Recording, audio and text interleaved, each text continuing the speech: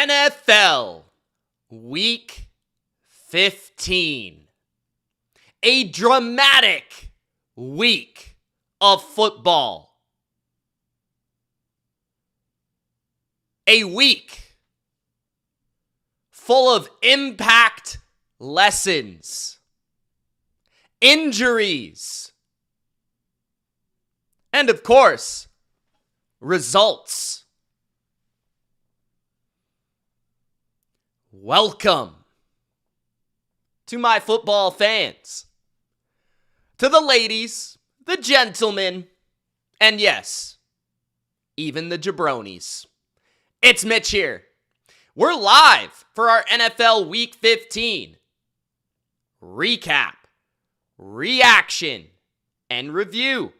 And as always, I'm going to discuss every game from Week 15 as I do every week of the NFL season, and I'm going to keep it real with all of you jabronis. I'm going to give you the truth of what really happened this Sunday. So, we are live. It's your chance to give me your thoughts, give me your opinions, give me your insight on your favorite team. And if you do have questions and you absolutely want it answered, make sure that you do super chat or I might miss it. That being said, thanks for joining me. It's another great week of football, another fun week of football. I'm just happy to be here talking to all you guys about the NFL once again. So, Gronk, spike the like button and subscribe. Let's kick it off with Sunday Night Football. The Minnesota Vikings defeated and upset the Dallas Cowboys. 34-26 was the official score at the end of the game. Dallas is basically eliminated from the playoffs. The only chance of them making, I believe, is if the Eagles lose all 3 games, which would include 2 losses to the Commanders, which would just be flat out embarrassing. And for Big Al's sake, I really hope that doesn't happen, because that would put my boy Big Al's life in jeopardy. So, I'm pretty much going to eliminate the Dallas Cowboys. Plus, it's not like we can guarantee Dallas is going to beat just about anybody at this point, because the Dallas Cowboys defense, even with their additions that they made, Quinnen Williams, the return of Overshown, adding Logan Wilson, even rookie Siobhan Revel, the last couple of weeks have been nothing short of horrendous from the Dallas Cowboys defense. And some critical plays in this game pretty much determined it. 4th down, couple times for the Minnesota Vikings. They were able to connect or deliver. And Brandon Aubrey rarely missing multiple field goals, which maybe would have kept the game on tilt until the end. But the Vikings deserve this win because their young quarterback came through with some really nice throws. And overall, their defense played just a bit better than Dallas's and got them the victory. Obviously, the strength of the Dallas offense being a lot more difficult than the strength of the Vikings offense. But the Vikings win 34-26, despite Dallas putting up 25 first downs and 423 yards, 69 plays ran. Dallas was unable to win despite 4 more first downs, 100 more yards, and basically that's because they sucked in the red zone.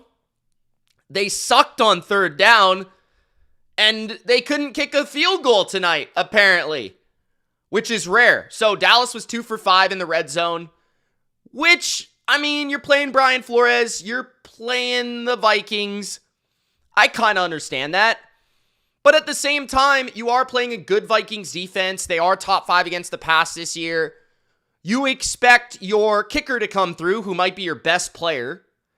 And then you also kind of hope that your defense can make a couple stops against the most memeable quarterback in the NFL, 9, right? Well, they couldn't do that, Okay, so despite Minnesota only being 2 for 9 on third down, they were 3 for 3 on fourth down, and they were successful on early downs. JJ McCarthy was 15 for 24, 10.4 yards per attempt, 250 yards, 2 touchdowns. He did throw 1 interception on the first drive of the game to Quinnen Williams, which was like a crazy defensive line play. From that drive right there at the start of the game, you would have expected Dallas to run away from this game. Like run away with it. They pull off a fake field goal. They go down. Everything's looking great. Javonte gets in the end zone, right? And you're like, oh, okay, Dallas is going to run away with this game. Minnesota's going to fall behind. Minnesota's going to not be able to come back. Dallas is at home. They're going to build momentum.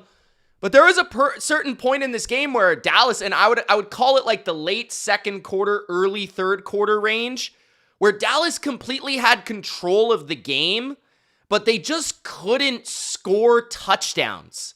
They just couldn't complete drives. And despite the time of possession and the yardage that was piling up, they couldn't take control of the scoreboard. And that ultimately did them in the end. Dallas actually did pretty well against the run game. Aaron Jones only had 2.8 yards per carry. Jordan Mason only had 2.9. I think Chris Collinsworth did a great job of pointing it out on the broadcast. Dallas needs to fix their secondary, right? Like Deron Bland, you'd prefer him to be in the nickel rather than outside. He's playing on the outside. He's having to cover Justin Jefferson.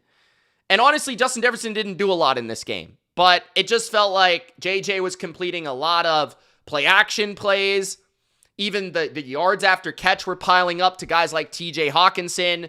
Every big play, it felt like Jalen Naylor was making a catch for a touchdown. And again, you hold Justin Jefferson in 22 yards. Addison had 2 catches. They were for 66 yards. There's 1 big play in there, but the secondary definitely needs to be tuned up. It definitely needs to be fixed. And I think at this point, I think it's proper to talk about these teams in a future reference point. You're talking about these teams for next year. So the Vikings, they're talking about, can JJ McCarthy be our quarterback? I wouldn't base the performance against the Dallas defense as being a reason why JJ McCarthy should be the Vikings quarterback. But I would say that I think JJ is young enough and inexperienced enough and talented enough to be given a little bit more room, like another year, to see if he can do it. Now, that being said, I wouldn't hesitate in bringing in a real backup, like not whoever they were thinking this year, Carson Wentz. I would have a real guy on my bench that I could trust if JJ falls apart next year. But I think we've seen just enough from him from a physical standpoint, a mentality standpoint, and just like he's inexperienced, he's 22. Like, he still has a lot of room to grow under a good coach. So I think there's enough there, right? Dak, again, like, the casual fan, they might say, like, oh, Dak, he didn't throw a touchdown. Dak, whatever, like, wasn't great in this game. But honestly, I don't think you can blame much of this game on Dak Prescott. He's playing without his left tackle. The defense can't make a stop in a clutch situation. And it's been this all year for Dak Prescott, right? He puts up 294 yards. He doesn't have a touchdown, but he doesn't throw a pick. He doesn't turn it over. He's playing a challenging defense in the Vikings scheme, and he still moves the ball. And yet, his kicker couldn't connect. They couldn't make plays on third down, but I think you've got to just tip your hat sometimes and be like, yeah, like the Vikings are going to make their stops in those situations. Javonte Williams was actually really running the ball well when he was in this game, but he did get hurt for like 2 quarters of the game. He was in it for the first, he was in it for the fourth, or maybe even the third. I think he returned. He maybe missed the second quarter and the half of the first, but he had a really good first. He had a really good fourth, but he only had a touchdown, but he didn't really have like a ton of carries. He had 15 for 91. He ran it well. But Malik Davis struggled to run the ball. He only had 2.6 yards per carry. Lamb had a good game, 6 for 111 on 10 targets, but not that game-busting red zone play, a big touchdown in a big moment. Pickens was largely held in check and really didn't see enough targets, in my opinion, from Dak. If I had to make one criticism to Dallas, I think I could argue that they should have been more aggressive throwing the ball downfield. That's an argument I could have made. There was a lot of opportunity where Minnesota was trying to blitz them, and Dak didn't really look to push the ball down the field much, and he was very conservative. I would also argue that maybe in a couple of those fourth down situations, they should have went for it. Looking back at it, I'm kind of playing, I'm kind of reminiscing and saying Dallas should have went for it. And you should trust Brandon Aubrey because he is typically excellent. But maybe you should have gone for it a couple times. You are at home. You typically, you have control of those settings on fourth down. If it's 4th and 3, 4th and 4, which it felt like it was a couple times, maybe they should have gone for it a couple more times. Maybe that would have made the difference in the game rather than kicking field goals or missing field goals. But yeah, Dallas is kind of in a tough spot defensively where they have a pretty good D-line, but it's not great. The Vikings are a very talented team. They do have a lot of talent on defense and offense. Their problem all year has been quarterback, and their quarterback delivered against a defense that their coach could put them in a good spot to have success against. And the Vikings have really talented receivers, and it kind of scared Dallas into playing a certain style, which opened up plays for JJ to make. And Dallas wasn't really able to blitz because they were scared of their secondary. So Dallas is in this weird spot where we can't really blitz because we don't trust our corners and we don't trust our secondary and we don't trust our matchups. But at the same time, we need to kind of count on our D-line, but our D-line isn't really making those pass rush plays. They're making plays against the run, but they're not really getting to the quarterback. And then O'Connell was calling a lot of play action, a lot of extra protection, a lot of rollout plays. And I think it was a well-executed game plan by the Vikings. Again, I don't really think there's a lot of blame here to go around for Dallas in terms of Schottenheimer, maybe some fourth down decisions, Dak Prescott, CeeDee Lamb. Maybe you could say George Pickens needs to be more involved. It does suck to lose Devontae for a portion of the game. You're playing without your left tackle against a good pass rush. There's certain aspects of it, but I think most of it comes down to their defense is just not good enough. Their defense is just not where it needs to be, and their defense needs to get better, especially the secondary. Most importantly, the secondary needs to get a lot better. And I would honestly just say, I think we've seen enough from Matt Eberflus. I think we've seen enough. I think they have enough personnel to make an argument that they should be better than this. If you gave this unit to Brian Flores or if you gave this unit to Robert Saleh, what would they look like? I don't think they would look this bad. So I do think Dallas should be looking for a different defensive coordinator if I were to make any change in the main scheme of the things for Dallas. But overall, disappointing result for me.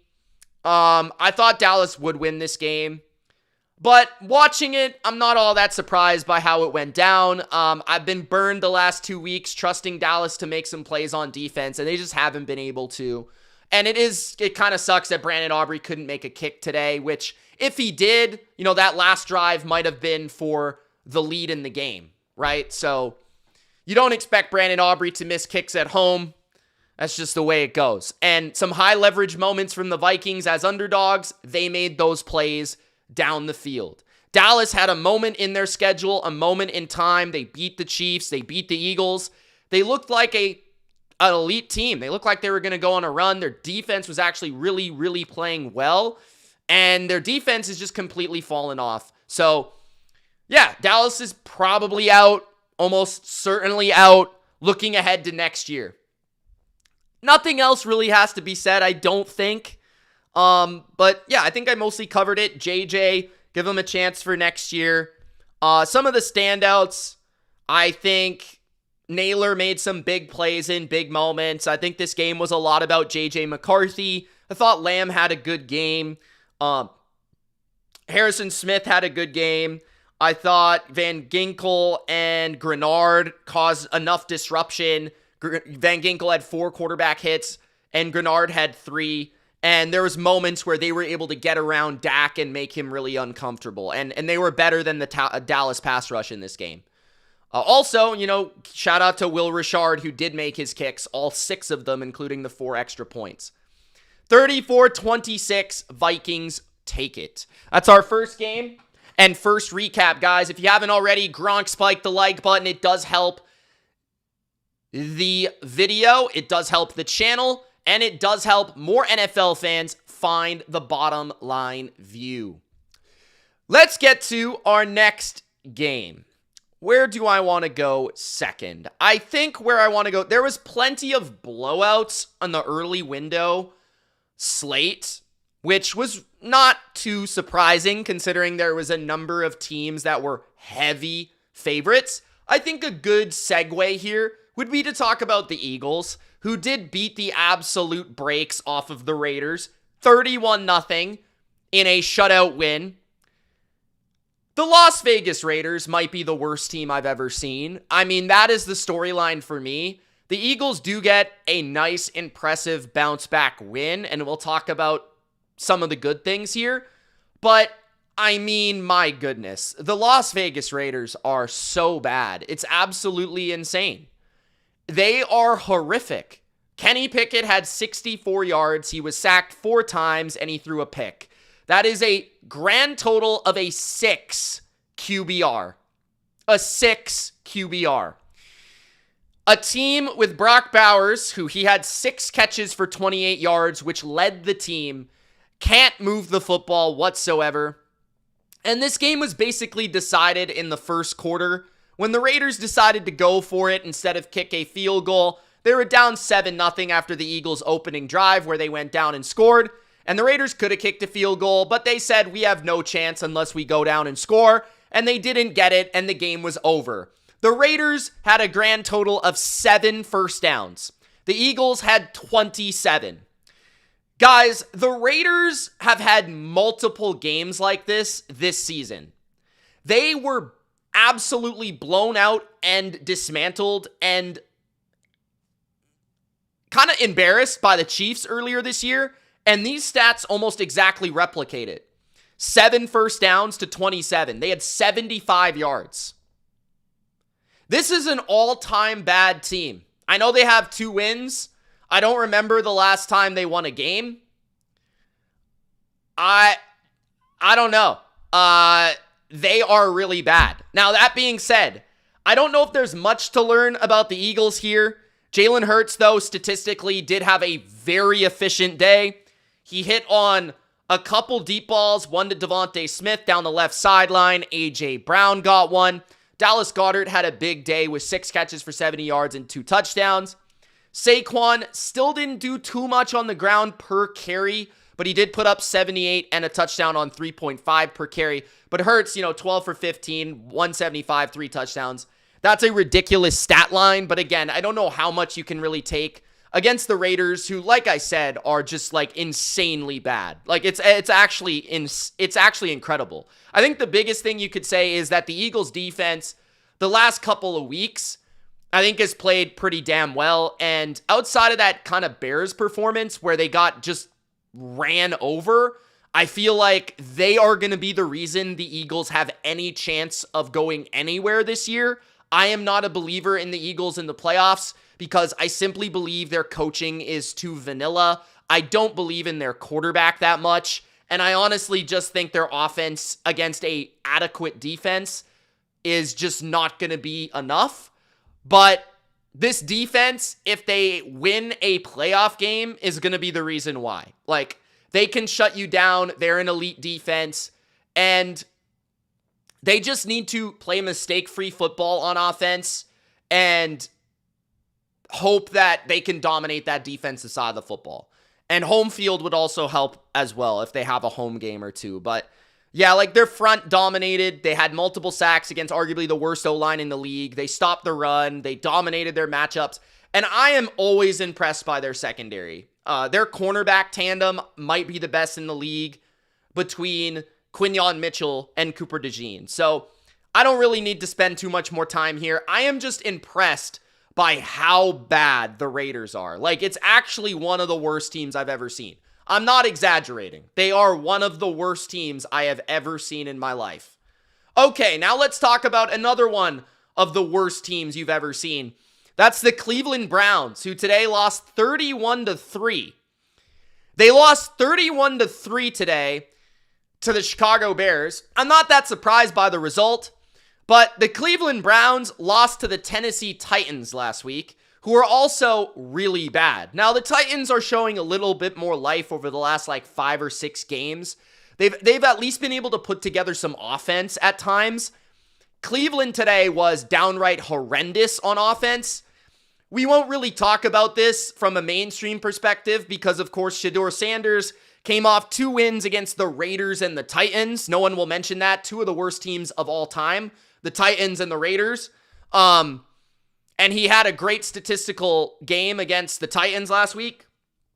But this game, he had 3 interceptions. He was sacked 5 times, and he had a 30 passer rating against what has largely been a bottom 5 or 6 defense for a majority of the year.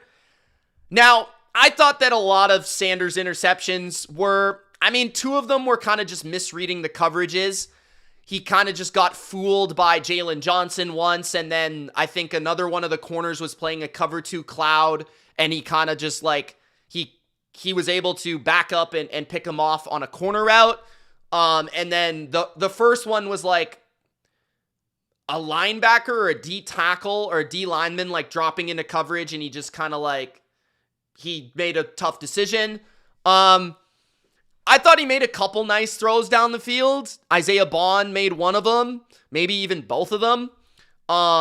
He made a nice scramble, but it's been the same thing. He's kind of just like, when he's not throwing a screen, he's highly flawed and needs a lot of work, and I don't think he's going to be anything more than a backup. That being said, if he does want to be a backup, he's kind of got to get his whole like attitude in check. Like, he's got to buy into the system a little bit. Cleveland had a lot of injuries on the O-line. Cleveland doesn't have a great receiving core. Chicago, I think the promising thing here in the storyline here is that Chicago's defense should look this way against the Browns. Like, Chicago should show improvement on defense when they're playing backup offensive linemen, and they're playing a 3rd string quarterback, and they're playing a receiving core existing of Isaiah Bond and Malachi Corley and no David Njoku. They should look like this. So I think if you're a Bears fan, you're saying, hey, we can take some positives away. We played a good defensive game here. We forced mistakes. We got sacks. We dominated that side of the ball. And our defense won us this game. Not saying Chicago's offense didn't play well, because they did. But, you beat an opponent that you should beat handily, and your defense thoroughly dominated the matchup. I think that's the biggest thing you can take away if you're a Bears fan. Now, also speaking of the Bears, their offensive game plan was, I think, the correct one. There was a lot of play action.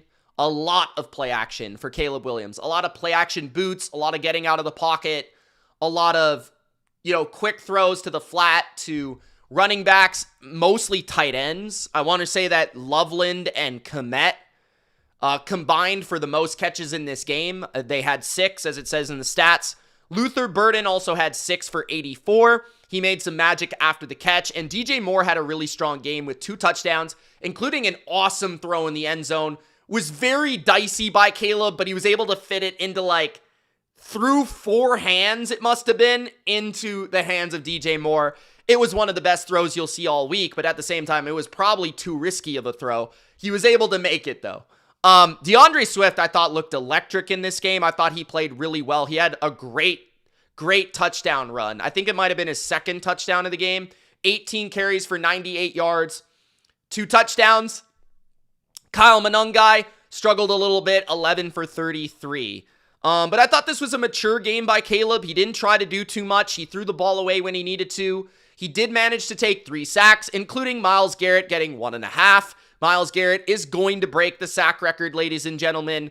For the Bears, Austin Booker did have 2 sacks, just to highlight him. But I'm really liking what I'm seeing from the weapons of the Bears. Luther Burden pops. Swift pops. Monangai has his moments. DJ Moore is still very good. Cole Kmet is a good contributor. I think if you're the Bears, you see a very good foundation of an offensive football team. And honestly, like I've said all year, if Caleb could really take that leap, this team would be a true contender. I don't really believe in their defense right now, because I do think their defensive line is a bit underwhelming. But I think this is a team that is going to make the playoffs. They're likely going to lose the first game, but they have a chance to win their first game. I think they're more about what will we get in 2026, because I think if Caleb can take a leap in 2026 under Ben Johnson with this offensive personnel, with this offensive line, I think, this is a very good unit. For Cleveland, I mean, they're completely, figuring things out. They do have some nice young players, and they have Myles Garrett, but they need a quarterback to start with. But their defense just gets hung out to dry. It's pretty tough. And their defense in this game, it wasn't their best game. They do typically play worse on the road, but their offense had 9 first downs, 192 yards, 3.4 yards per play. They turned it over 4 times. Like, there's nothing you can do as a defense. You're given short field after short field. It's just the way it's going to go. So 31-3 for the Bears. Another absolute blowout. Guys, if you haven't already, Gronk spike the like button. If you love these reactions, if you love these reviews every week of the NFL season, make sure to Gronk spike the like button and subscribe.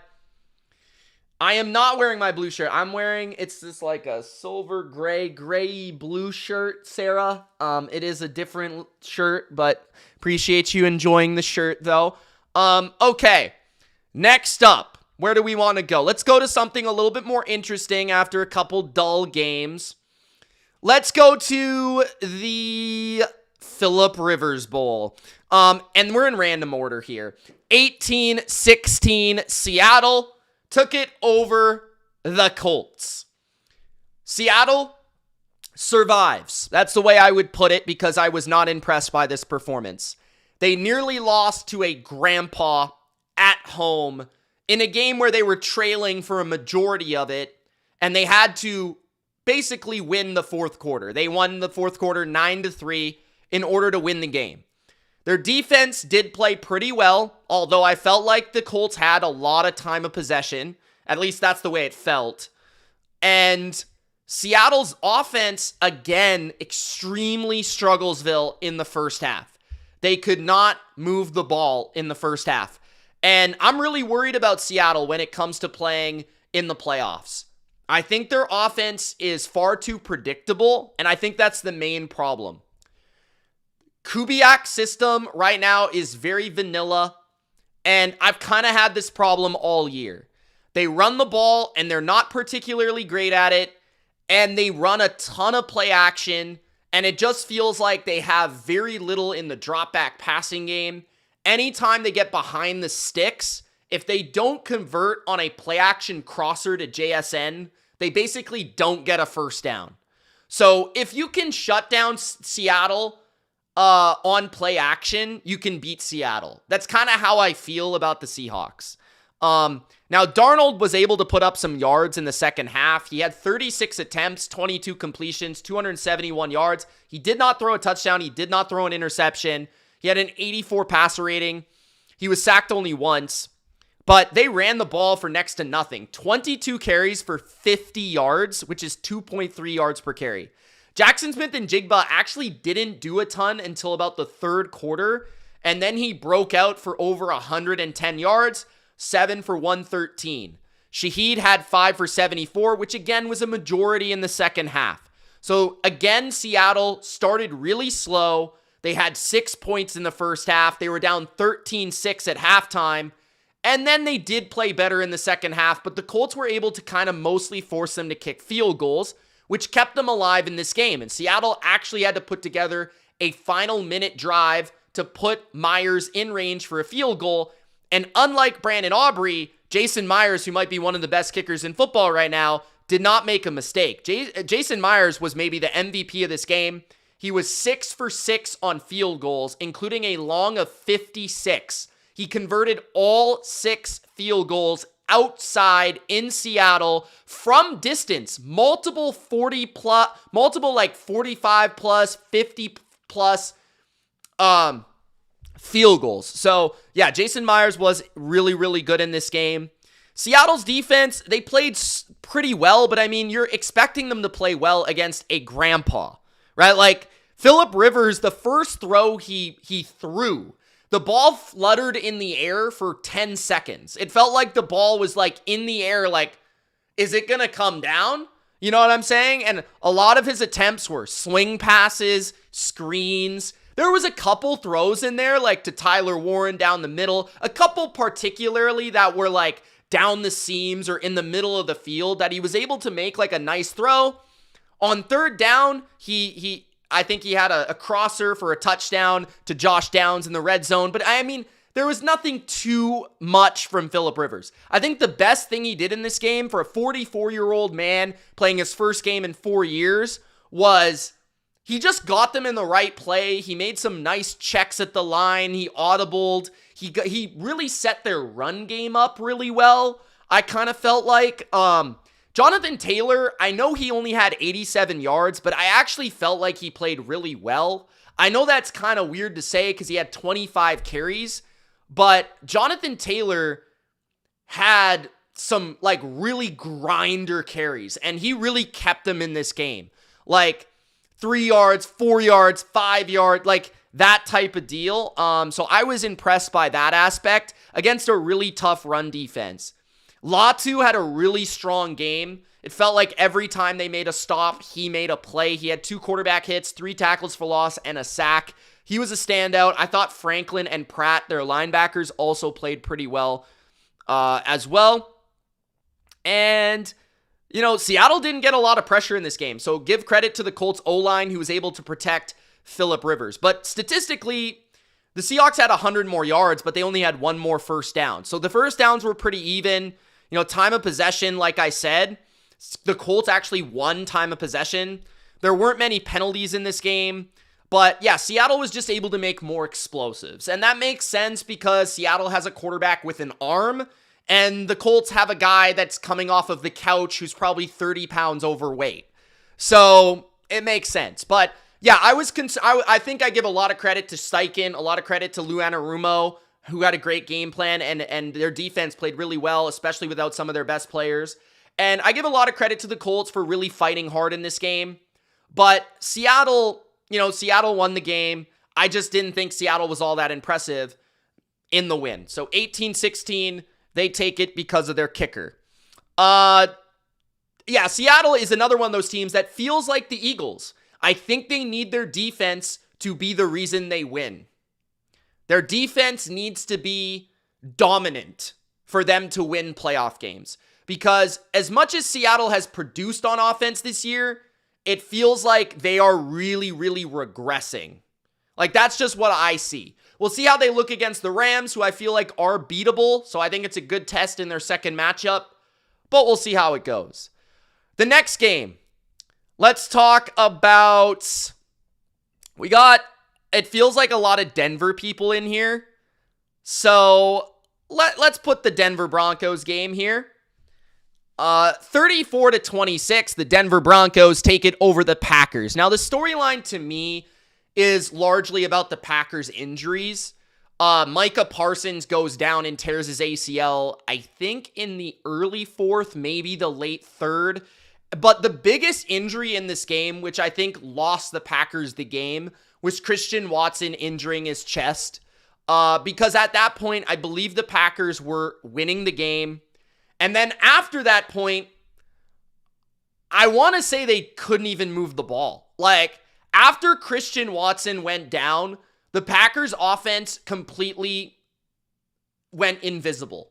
And basically what happened was the Denver Broncos just kept blitzing and playing man coverage, and they had no fear of the Packers receivers after Watson left the game, and it completely changed the game.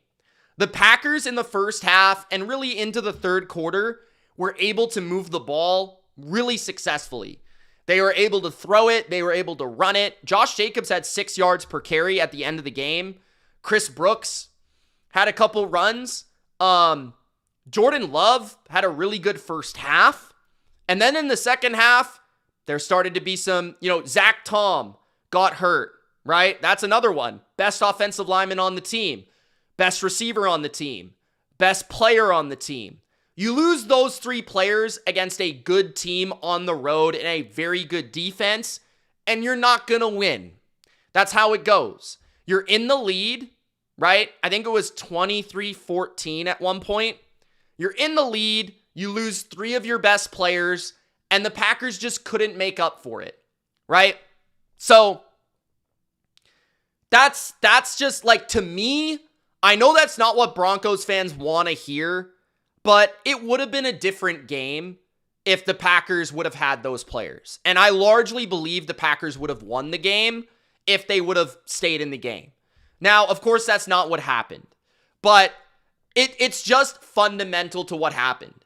If you guys were watching the game, it felt like the Packers were able to move the ball, and then Watson goes down, and Zach Tom goes down, and pressure ramps up, and blitzes ramp up, and tight coverage ramps up, and Denver was able to dominate that side of the ball, and the Broncos were able to create offense down the stretch and win the game. Now, that being said, I thought Bo Nix made quite a few big-time throws in this game down the field. I thought Denver's O-line played really well, and they actually ran the ball in some spots down the stretch better than I would have anticipated. Although Harvey only had 3.4 yards per carry, it certainly felt like he had a better game than that. But Bo Nix, I think Franklin made a number of nice catches. Sutton dominated. And the Packers, some of their weaknesses showed up in their secondary. So they tried to play man coverage a couple times in this game, and it felt like every time they did, Sutton burnt them for a big game. He had a 42-yarder, he had a touchdown, and it was almost nearly the same play. Both were like wins off the line of scrimmage through a release. Immediately, the Packers corner fell behind and trailing the receiver, and Nix threw the ball nicely into a spot where Sutton could make a play. Sutton dominated in the second half of this game for big explosive plays. Franklin did the same, 6 for 85 and a touchdown. So some of the Broncos' weapons showed up in this game for explosives. But the Packers, I've said this all year, one of their main weaknesses is playing man coverage. And I don't know if it's because Parsons got hurt, but it felt like they tried to play more man in the second half, and they couldn't do it. They're not good at it, right? And the Broncos took advantage of it, and Bo Nix made the throws when it was there, right? And I think in the first half, Denver was kind of shut out in the first quarter, and honestly, the Packers were kind of dominating like the first quarter of the game, and then Denver was able to, and basically Green Bay kicked field goals, kind of like Dallas, and not touchdowns, and Denver was able to get that 7-6. Rather than it being 14-0, it was 6-0. Denver gets a touchdown. So that's kind of how it was. Like, this is just my opinion, guys. Like, you guys can have your opinion. This is just what I saw in the game. Like, if you guys disagree, that's fine. This is what I saw from the game.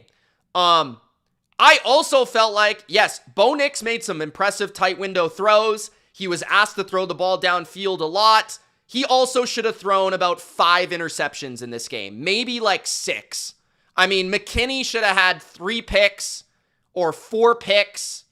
It was actually outrageous, like how many dropped interceptions the Packers had in this game. And I think Broncos fans can probably admit that as well. I mean, they should have had 5 or 6 interceptions. Like, it was actually insane how many times the Packers dropped an interception. Like, it was, especially McKinney. He could not catch the ball. But yeah, I mean, like, the Packers, it just felt like one of those games, man, where they kind of just fell apart. They lost players, they fell apart, and Denver, who is a good team, took advantage of it. Like, that's kind of what it was to me from a narrative standpoint. The yards per play were nearly even. The yards were nearly even. Slight advantages to the Broncos. First downs, nearly even. Slight advantage to the Broncos. Right? Third down was a little bit better for the Packers, but fourth down was a little bit better for the Broncos, right? The Broncos did make a strange decision to go for 2 at a time that I didn't think they should have. That was a little strange. I don't think they needed to at that time. That was weird. I thought they should have just kind of kicked the extra point. There was a lot of penalties in this game for both sides. 10 for Green Bay, 6 for Denver. Yeah, I thought this was a really weird game for Bo Nix Because I thought on one hand, he had one of his best games, but on another hand, I thought he should have thrown like 3 or 4 picks. But I like the aggression. And I like, going down the field. And I think a lot of times, I will say this, a lot of teams have not been able to throw the ball vertically against the Packers. A lot of teams have not been able to do that. And I think a lot of that comes down to the Packers' pass rush. Now, part of that is Parsons gets hurt late in the game, but the pass blocking of Denver was good to the point where Bo Nix could have the time to make those throws. So I think you've got to give a lot of credit. I thought Sutton played really well. I thought Franklin played really well. The O-line played really well. And Bo Nix, despite some of the risky throws, had a good game. Jordan Love, again, it felt like early had some really good plays. Later on, he just wasn't able to kind of get anyone open. And the Broncos defense kind of dominated their matchups. And I honestly am not even going to put this game on Jordan Love. Like, I'm really not. I kind of just felt like without Kraft, without Watson, they just don't really have any guys. I mean, it just is what it is. Reed made 5 catches for 55, but a majority of those were when Watson was on the field. And, he doesn't really separate from man coverage. He also got hurt late in the game too, so like, that's another guy for Green Bay. But I think looking ahead, we've got to look at these teams. And to me, this is going to be unpopular, but you guys know I always bring my opinion. After this win, I think Denver fans should be pumped. They should be ecstatic. To me, I don't view Denver as a team that's going to win their conference. I just don't. Maybe I could say that I didn't think they would win this game, and they did. So maybe I'm just completely wrong about the Broncos. But again, I kind of feel like the Packers lost because all their guys got hurt at a critical junction in the game. Critical part of the game. I think Denver, to be honest, is like the 3rd or 4th best team in this conference. I do. Maybe I'm hating. Maybe I don't believe in Bo Nix. But I just don't see this team going further. I would say I could see the AFC Championship because if they have home field, there's a good chance that they would win that first matchup. It does depend on who they play. And you guys can hate on that. You guys can dislike the video. Do whatever you want, bro. But this is my honest opinion, right? I don't hate the Broncos. I honestly have nothing against them.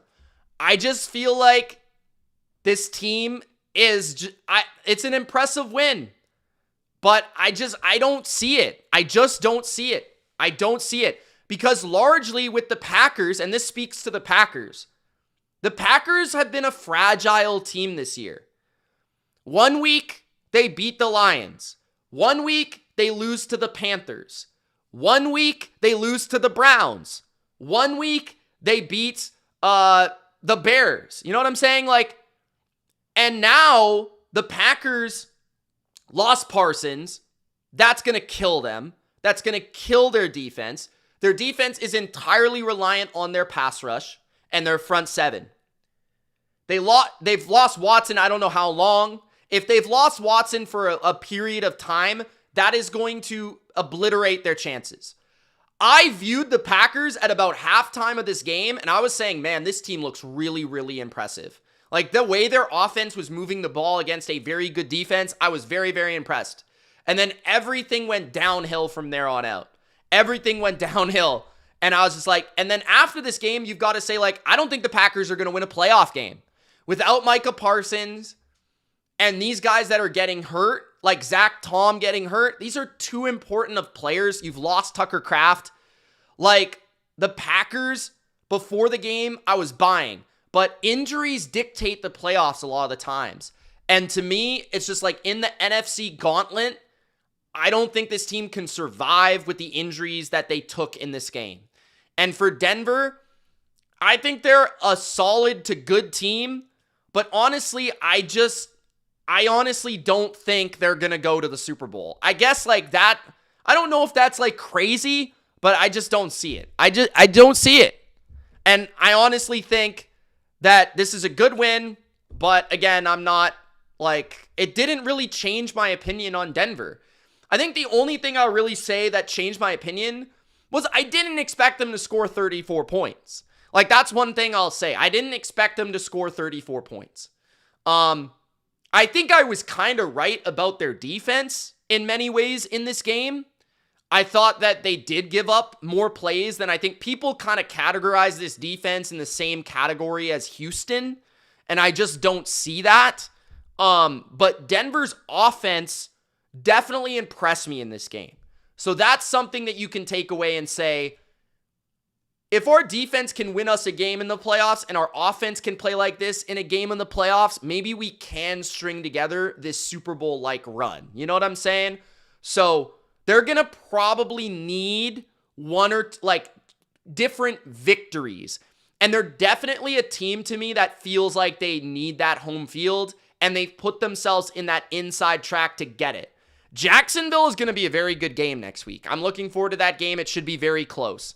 Now, Jacksonville's another one of those teams where I don't really know what to think, but they are playing very good football right now. And that's where we can translate this conversation to the next team, which is Jacksonville. But Isaac says Denver beat the best offense, the best defense. Denver didn't play LA, so I don't know about that. Defense, Houston, yeah, they had their backup quarterback. Both Super Bowl teams. The Chiefs aren't in the playoffs. They're 6-8. And see, this is, Isaac, this is completely fair from your perspective. But again, this is interesting. And again, I'm not hating. This is just my opinion. Like, all the teams you just listed, I am lower on than you.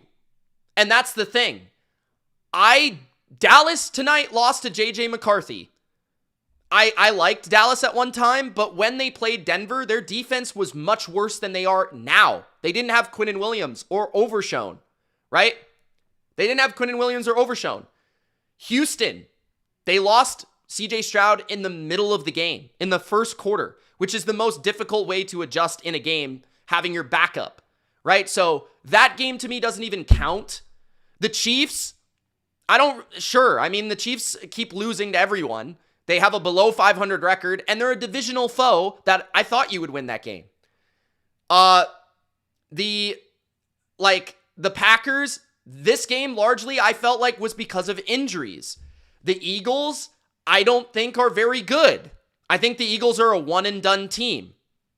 But this is where I've been more critical of Denver is you beat Tennessee by 8. You beat the Jets by 2. You beat the Giants by 1.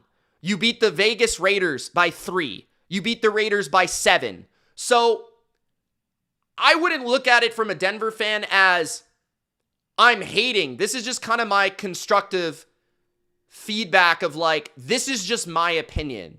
I know that's hard to believe, but pretty much everyone, to me, I just haven't, and this is also a difference, Joe, and we'll get to the Patriots, is there's just a fundamental difference between how I view the teams.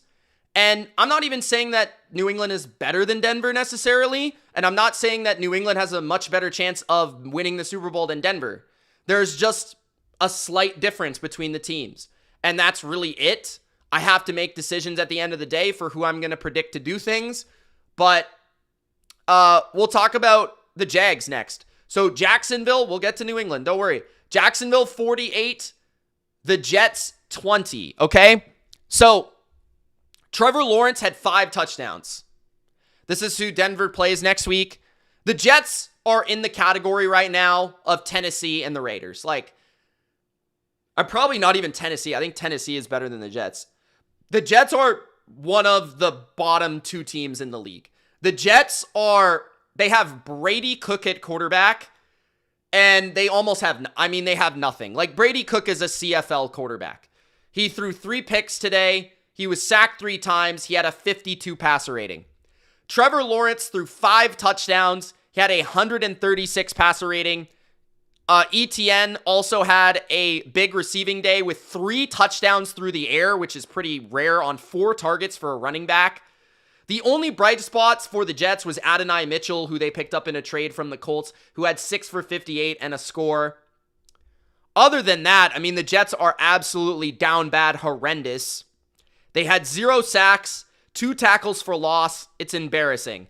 Jacksonville, the one thing I'll say about Jacksonville is they found a rhythm on offense. They're finding a balance on offense. Lawrence isn't turning the ball over anymore right now, at least. He probably will against Denver because the Denver pass rush will be ramping up. But their defense, I think Jacksonville's defense is really playing a lot better. And I think a main reason for that is they're much healthier. I think whenever they do get Jordan Lewis in there, they just seem to play a lot better. And yeah, their defense is just playing really well. They had 7 tackles for loss, 3 sacks, 6 passes defensed. They were up 31-10 at half. So the game was over at halftime, and Jacksonville just thoroughly beat the brakes off the Jets. Not too much to say about that, but I think it's impressive for Jacksonville because Jacksonville is a team that constantly loses games they shouldn't lose. They're a franchise that no one expected, like, what are they? 10-4? Like, no one really expected 10-4. Like, 9-8, 8-9, maybe 10-7 at the end of the year, but not 10-4, right? And I guess you could say about Jacksonville, they have really benefited from a weak schedule lately. Like, the Chargers, that was really impressive what they did to the Chargers, especially looking back at it now. But the Chargers, I think, are extremely overrated because of their offensive line. The Cardinals are terrible right now. They beat them. The Titans are terrible. The Colts with their backup quarterback. And the Jets, the Jets are the Jets. But Jacksonville, at least they're winning these games. And they're winning these games. And they're kind of getting better. It feels like Jacksonville is getting better, right? As the season goes on. They're getting better.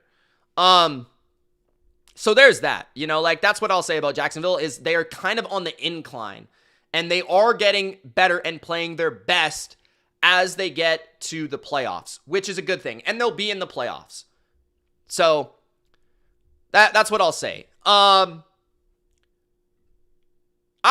think I should save the Patriots to the end so that everybody watches to the end. So I'm going to save the Patriots until the end. Another team that I think is playing better is San Francisco. San Francisco is also 10-4, same as Jacksonville. San Francisco won today. They covered the spread, 37-24 at home over Tennessee.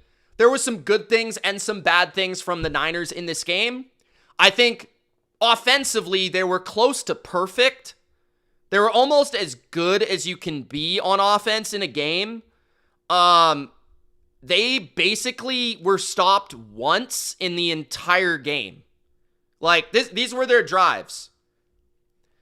Touchdown, 12 plays, 70 yards. Touchdown, 7 plays, 70 yards. Field goal, 14 plays, 50 yards. Touchdown, 4 plays, 67 yards. Touchdown, 15 plays, 95 yards. Fumble. It's the only time they were stopped. Fumble. Field goal, 8 plays, 41 yards. Field goal, 10 plays, 43 yards. That was their game. So the 49ers offense scored on every single drive except for one where they fumbled. Now, Brock Purdy played by far his best game of the season. It's not even close. Now, I know he played Tennessee. Okay, so put a lot of grains of salt on this. But Brock Purdy played really well. Like, his movement in this game was exceptional. I thought that his arm actually looked live for the first time all season. Brock Purdy has been dealing with the turf toe injury, but in this game, he actually threw the ball with zip. He actually threw the ball with arm strength, which is something I haven't seen from him all year. He was 23 for 30, 295 yards, 3 touchdowns, no interceptions. He had a 140 passer rating. he was close to perfect. He also ran the ball 7 times for 44 yards, including a long of 26. So Brock Purdy was basically perfect. He did have that fumble, and that was pretty much the only thing he did wrong in the entire game. So again, guys, I hate on Purdy sometimes, but it's basically when he plays really bad. But I thought, yeah, he was great, dancing around, moving around, buying time, extending plays. He was excellent reading the field. He was excellent throwing the football. He had excellent touch. And Ricky Pearsall was really good in this game. He had 6 catches on 7 targets for 96 yards. A lot of them were on 3rd down. So that was big. George Kittle was George Kittle, 8 for 81, or 8 for 88 and a touchdown. Juwan Jennings had 2 touchdowns in the red zone on 3 catches. And Demarcus Robinson had a couple big catches. That's about it. McCaffrey actually only had 14 yards receiving, which kind of sucks for his 1,000 bid. That kind of sucks. He did have 73 yards rushing. But Brian Robinson, I thought, showed a little bit on the ground game too. But this was a largely passing day for the Niners, who threw the ball all over the yard. Now, the negatives for the Niners, I would say, was their run defense. Their run defense did not play very well here. Tony Pollard had 100 yards, which I will say, Tony Pollard did have nearly 170 yards in Cleveland last week, who going into that game was the best run defense in the league per success rate. So for Niners fans, there is a little bit of something where maybe Tennessee is just playing really good on the ground right now. But Tony Pollard did have 100 yards rushing, 7.4 yards per carry. That is really good. Cam Ward made a couple plays, and there were a couple plays that he also missed that could have been big plays that would have really hurt the Niners. But 170 yards isn't exactly phenomenal. I also thought that, and I've seen this for the last few weeks, Tennessee had some really nice play calls, including getting Jeffrey Simmons, their leader and their best player, a touchdown. Yes, the defensive tackle scored a touchdown in the red zone, but some nice screens and stuff like that for a Okonkwo that I thought were nice play calls. But yeah, I thought, and the defense, I thought the pass defense for the Niners, like Tennessee didn't really throw the ball vertically very much.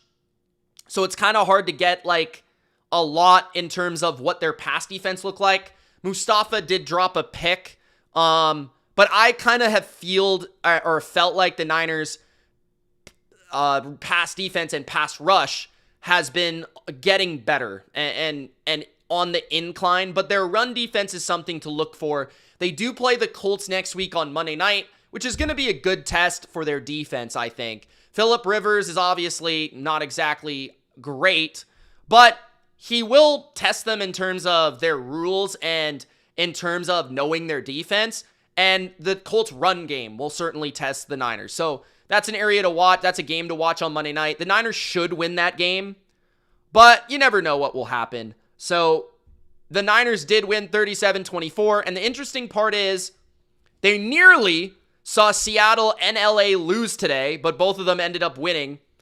The Niners need Seattle to beat the Rams, and then the Niners need to win their last 3 games against the Bears, the Seahawks, and the Colts. And if they do, they will be the number 1 seed. Cam Ward is interesting. The team around him is so bad, it's hard to get a grip. Yeah, I think that Cam Ward is interesting because he shows talent, he shows arm strength, he shows capability. I like his mentality, I like his leadership skills. But he does miss some plays. He does make some bad decisions. He does miss throws. He's kind of wild in a way, but I do need a lot more from the coaching. I do need a lot more from the coaching staff, and I do need a lot more from the supporting cast, especially like the receivers and stuff, for me to really get a gauge of how good he actually is. So I never watch a Titans game this year and really say much about the Cam Ward situation. I think we need another season for him. Now, Jermari has been absolutely begging me to talk about the Saints, so that's where we'll go next. The Saints upset the Panthers for not the first, but the second time this season. Guys, if you haven't, Gronk spiked the like button. We're a couple likes away from 50. Make sure to like that video, man. 20-17, the Saints take it over the Panthers in a come-from-behind win, where the Panthers in some ways gave it away, but in some other ways, Tyler Shuck took it. So, The biggest mistake in this game, in my opinion, was the Panthers not kicking a field goal up 17-10. It was 4th down and 1 at the 35 of the Saints. They should have kicked a field goal. Instead, they didn't. They went for it. They were stuffed. And from that point on, they did not score another point. They did not score a single solitary point in the fourth quarter. They were shut out 10-0. Now, if they would have got a field goal, it would have been 20-10, up 10 in a defensive game. Probably would have went to overtime. Now, the biggest thing in this game was, or the biggest moment, was that the Saints, on their last drive, they drove down the field. Tyler Shuck, it was a QB draw. They called a QB draw to get a little bit closer for a potential game-winning field goal. And the Panthers player hit Tyler Shuck while he was sliding. It caused an unnecessary roughness call, which set up the Saints for a gimme field goal, nearly a gimme field goal, for the win. And that was probably the right call. It was just an unfortunate call to see that kind of dictate and determine the game. That was kind of shit, and that's just classic Panthers. But this is classic Panthers. The Panthers, they look good. They upset the Rams, and then the next week they lose to the Saints. I mean, that's exactly what you thought would happen, right? And nobody really wants to win the NFC South, apparently, except for maybe Kirk Cousins and Tyler Shuck. But the Panthers and the Bucs, I think, are almost certainly a first-round loss in the playoffs. Like, whoever is the 5 seed, whether it be Seattle, San Francisco, Chicago, whoever it is, I don't know, Green Bay, it's going to be a free win. Like, they do not want, I don't think they'll even want to be there. The Bucs defense is an absolute travesty. The Panthers are just not that good. It is what it is. But Tyler Shuck, again, probably the most underrated quarterback in the league right now. Extremely, extremely good. Tyler Shuck, 24 for 32, 272, 1 touchdown. Despite really having no offensive line. He was sacked 5 times in this game, and largely it was on his offensive line. Maybe there was a couple that were on him, but largely on the offensive line, and he made a number of nice plays, whether it was his 8 runs for 32 yards, whether it was the off-platform outside throws off of, different arm angles, or the, impressive second half drives where he's driving down the field and he's throwing and he's completing passes underneath, and he's taking what the defense is giving him, and he's throwing accurate ball after accurate ball after accurate ball. Tyler Shuck, the one thing you can say about him so far is he typically goes to where he should go with the ball, and he puts the ball in the right spot all the time. So I kind of, I think Tyler Shuck at this point, he's beaten the Panthers. Or he beat the Panthers. They beat the Panthers twice. He beat the Bucs and the Panthers in consecutive weeks. I think he's basically earned his job next year as a second-round pick. So I'm not saying he is the next great quarterback, but he certainly has done enough to earn this job. And he has certainly looked like, to me, the best rookie quarterback of this class. I think, I haven't been critical of Cam Ward, but I think Shuck has outperformed him. I think Jackson Dart's success has largely been overrated, and we'll talk about that if you want. The Commanders game was literally the game that meant the least this week, but we'll talk about it. Tyler Shuck, I think, has been a little overrated, and, I don't know really who else we're even talking about there. Shador, no. Gabriel, no. I mean, am I missing one? I don't know. Probably am, but I can't really think of it off the top of my head. I almost said JJ, but he was last year. Yeah, I think Shuck is easily the best quarterback that I've seen in this class, and I did have him as my number 2 behind Cam Ward, and almost regretting not having him number 1. Now, Chris Olave did make a number of nice catches down the stretch, including the game-winning touchdown, or not game-winning, but game-tying touchdown on a slant for 85 yards. Vele had some incredible catches. He continues to be a nice part of this offense. Audric Estime stepped up a couple times with some plays, some screen passes down the stretch of this game. Devin Neal left the game injured, unfortunately, for fantasy fans. For the Panthers, this is largely about the Panthers. I mean, I don't have much else to say about the Saints.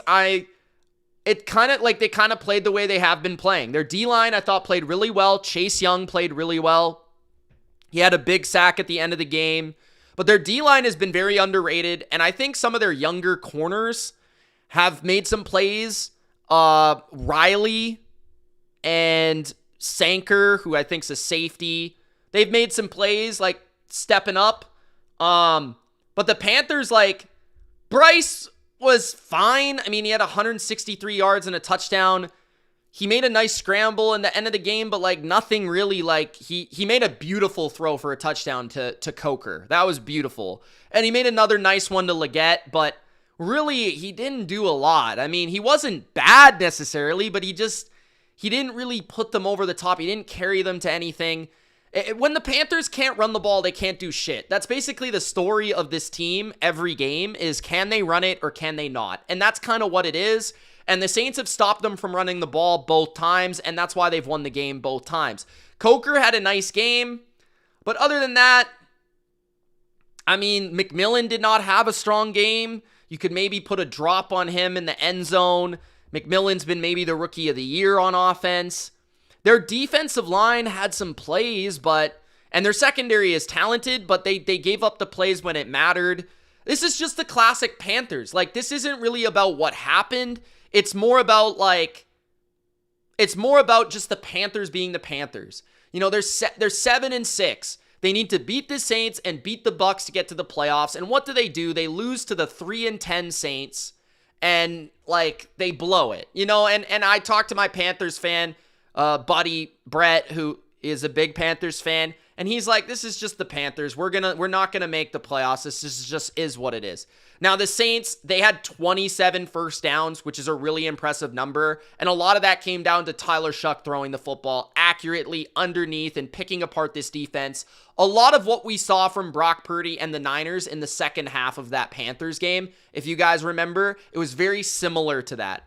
And then also, yeah, like that was kind of what it was. And then not much else. You know, the Saints capitalize on the stupid penalty from the Panthers.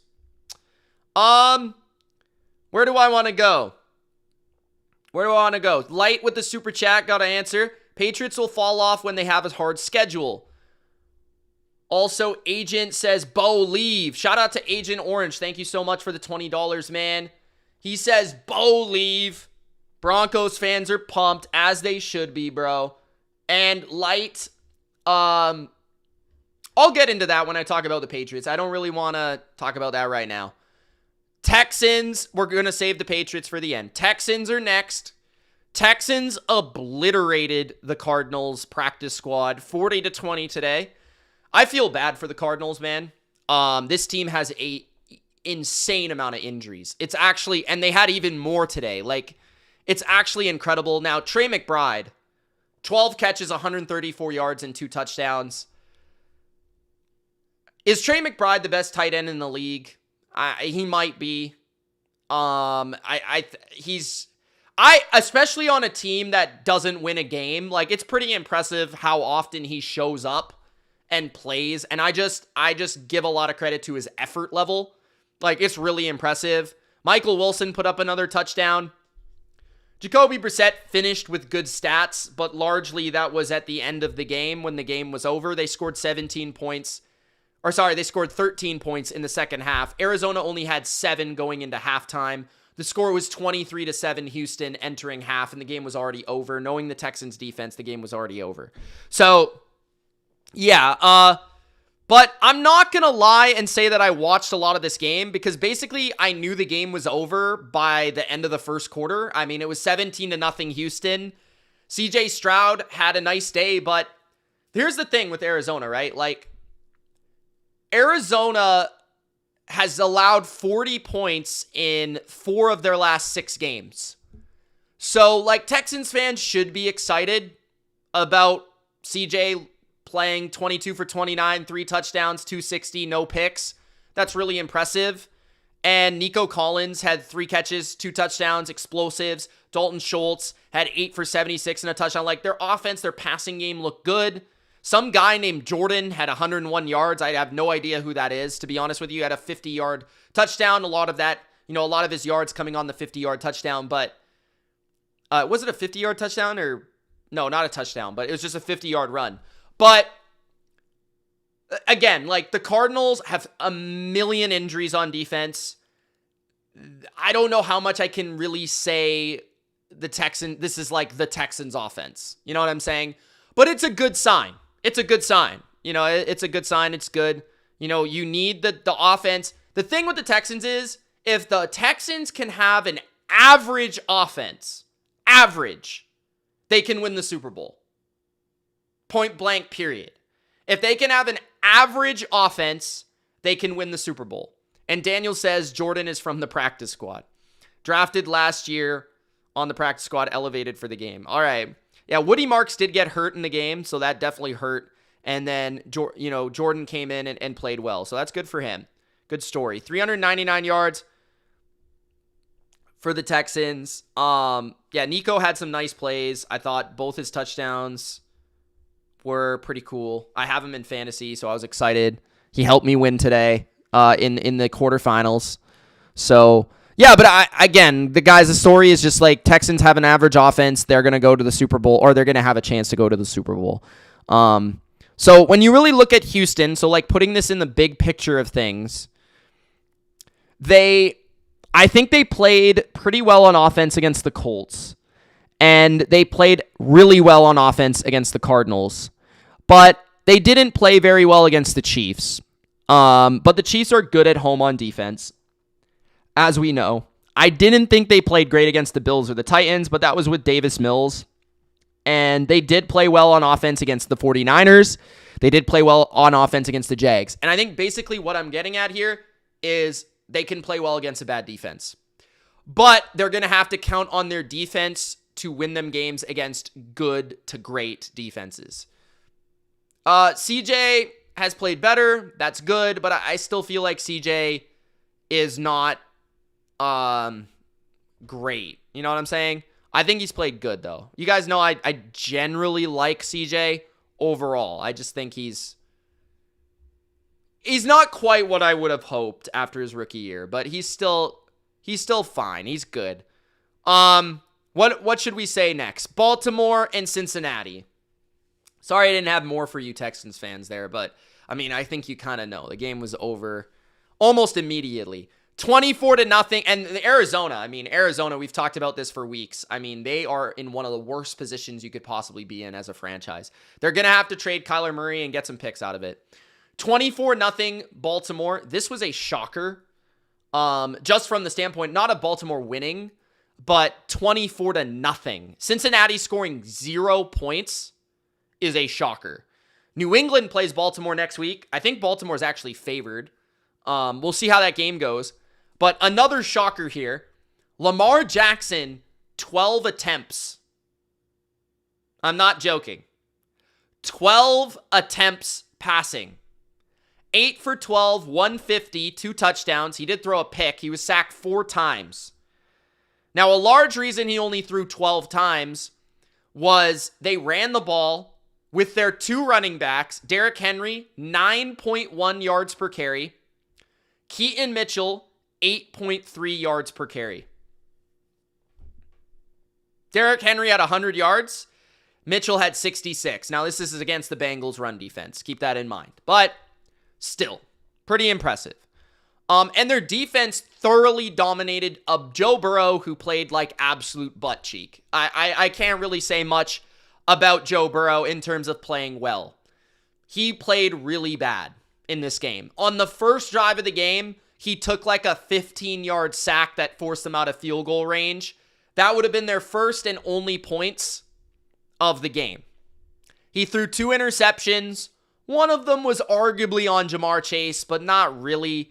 The other one he threw straight to Kyle Van Noy, who then flipped the ball backwards for a defensive touchdown. That was a cool play by Kyle Van Noy. He handed it off to the safety, Gilman, who ran it in for a touchdown. That was pretty slick. Chase Brown had a little success early, but not much late. Samaje Perine, not much going, 3 yards per carry. Burrow played like ass. I don't know what to say. He just did not play well at all. Baltimore's defense played pretty well outside of, once again, not covering Jamar Chase to save their lives, who had 10 catches for 132 yards. But it didn't seem to matter. Zay Flowers also, the interception Lamar threw was kind of on Zay Flowers. He kind of dropped the ball. But he also had a beautiful touchdown, which was Lamar's best throw of probably his last 3 games. Lamar's other touchdown was a screen pass or a swing pass, essentially, for a 30-yard touchdown. But I will say I am intrigued by the Ravens defense after this game. To do that to the Bengals after they've put up 30 in 2 consecutive games, I think is impressive. So I'm looking out for this Ravens defense. It's going to be an interesting game against the Patriots next week. If the Ravens are going to win, which they don't need to necessarily, but they kind of would like to, it's going to be because their defense plays really well at home in primetime next week. So I think for Patriots fans, we can take this as a challenge. They shut out the Bengals this week. Whether Joe Burrow played like ass or not, I think you've got to give Ravens credit. Now, the thing is Burrow, I wonder, and Isaac says this after the press conference, he looked like, and when I was watching the game, he looked like a player that visually did not want to be playing. He looked like somebody that was upset at something's going on in his life, that just really, like, he looked like his mind was elsewhere. Like, he looked like a player that just did not want to be on the field. Like, something about it, it looked like a guy that was miserable. I don't know how much of that affected his game today, but I have to say that because that's just what it looked like for me. He did not have the swagger. He did not have the aura that we're accustomed to seeing from Joe Burrow. Okay, I think I have covered every game except for the Rams and Lions, the Patriots game, and the Commanders and Giants. I will quickly get the Commanders and Giants game out of the way. The Commanders, in a meaningless NFC East game, won the game 29-21. One thing I'll say is Jackson Dart gets hurt every single game of the season. He got hurt again. Jameis Winston actually had to enter the game. Dart is a good runner, but a pretty inefficient passer. Tyrone Tracy played well. He had a nice touchdown. Theo Johnson had a couple screen passes. But the Giants, this was the most egregiously mispriced spread of the week, in my opinion. Commanders won the game by 8. They were 2.5-point underdogs, and it made no sense to me. I thought the Commanders were always the play. Despite turning it over twice by fumble, they still won the game. They had a punt return for a touchdown. They ran the ball at will. Bill had 5 yards a carry, 96 yards total, and a touchdown. Mariota had 43 yards. Mariota played really well. He made some nice throws. Terry McLaurin down the field. Sinat down the field, who stepped in for Zach Ertz. Debo made a couple catches. But yeah, Mariota would be the guy that if he decides to leave the Commanders, he would be a very viable bridge option if I were a team looking for someone to mentor a rookie and, start a few games. Okay? But Mariota, I thought played, really well. Defensively, nothing really to say. The Giants are downright horrendous on run defense, as we know. And Washington, the Giants just couldn't take advantage of the Commanders' bad defense because the Giants don't have a lot of weapons. It's kind of exactly what we expected. Nothing to say. The Commanders can run the ball. The Giants can't stop the run. It's a fundamental flaw. It was a mispriced spread. It didn't really make sense. And the Commanders got some special teams plays out of it. And the Giants, I actually have to wonder if they do end up with the first pick, do you pick a quarterback? I know that Giants fans love Jackson Dart, but I would consider it. I think the more swings you can have at a quarterback, the better. You can always trade one of them. If one of them works out, you trade the other one. Just throwing that out there. If you get the first pick, I think it's a real viable argument. Or you could trade your first pick, but it's looking like a 1 QB draft, as a lot of people are pointing out. I don't really know that yet. I haven't scouted the quarterback class, but I'm just throwing that out there. Also the Chiefs and Chargers. I haven't talked about that game. So let's talk about that game. Chargers 16, Chiefs 13. Chargers take it by a field goal. Justin Herbert, I thought his stat line looks very mediocre, very pedestrian. I thought Justin Herbert in the second half played about as well as any player in the NFL today. I thought Justin Herbert in the second half of this game was simply phenomenal. He made, even before the half, he made a couple throws that like a handful of quarterbacks in the league can make. In the third, fourth quarter, he made some insane plays under pressure. And this is what I'm talking about with the Chargers, guys. I brought this up when talking about the Broncos and talking about Jacksonville. I think the Chargers are like very overrated because their O-line is just so bad. Like, it is catastrophic. It is unplayably bad. Like, it is that bad. Herbert was sacked 4 times today, but he was under pressure like every drop back. It must have been every drop back. That's the way it felt to me. I don't know. But they are, to me, a one and done because they just can't block anybody. And the Chiefs still lost to this team. And that, to me, is just the dagger. I mean, yeah, Mahomes, big storyline. He tears his ACL at the end of the game. Guys, they were going to lose this game anyways. They drove the length of the field on the first drive of the game, Kansas City, and after that, they could not score a touchdown. Like, after that, the Chiefs scored 1 touchdown. They had 2 field goals. They didn't score a single point in the second half. Mahomes tore his ACL, and this is the story of the game. He is going to be out until probably, you never know because he's a quarterback. They might allow him to play earlier than he should, but he should be out at least until November-ish of next year. The Chiefs are going to have to plan getting a good backup, maybe even drafting a quarterback to keep this team afloat next year, because this team never wants to miss a year of contention. And this is one thing I'll say right now. The Chargers, okay, Denver fans are really going to hate me. I actually think the Chargers are the team next year in this division because when they get their O-line, I think if the Chargers had their O-line right now, I think they would be a legitimate Super Bowl team. But they legitimately cannot block a single NFL team. Like, it is embarrassing. They have a very good defense. They can run the ball pretty well. They have very good receivers. They do have a very good quarterback. The Chargers are a very complete team. They might, like, I wouldn't be shocked if the Chargers went to the AFC Championship next year or the Super Bowl next year.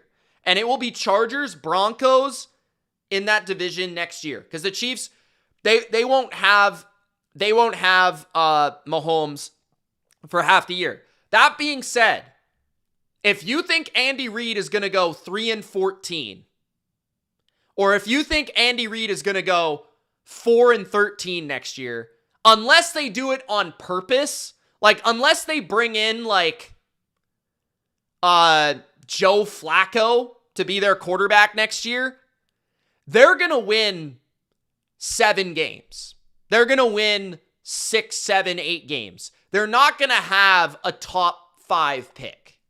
Like, I saw a lot of Chiefs fans on Twitter like, oh, we're going to be 3-14 and we're going to draft this elite receiver or something.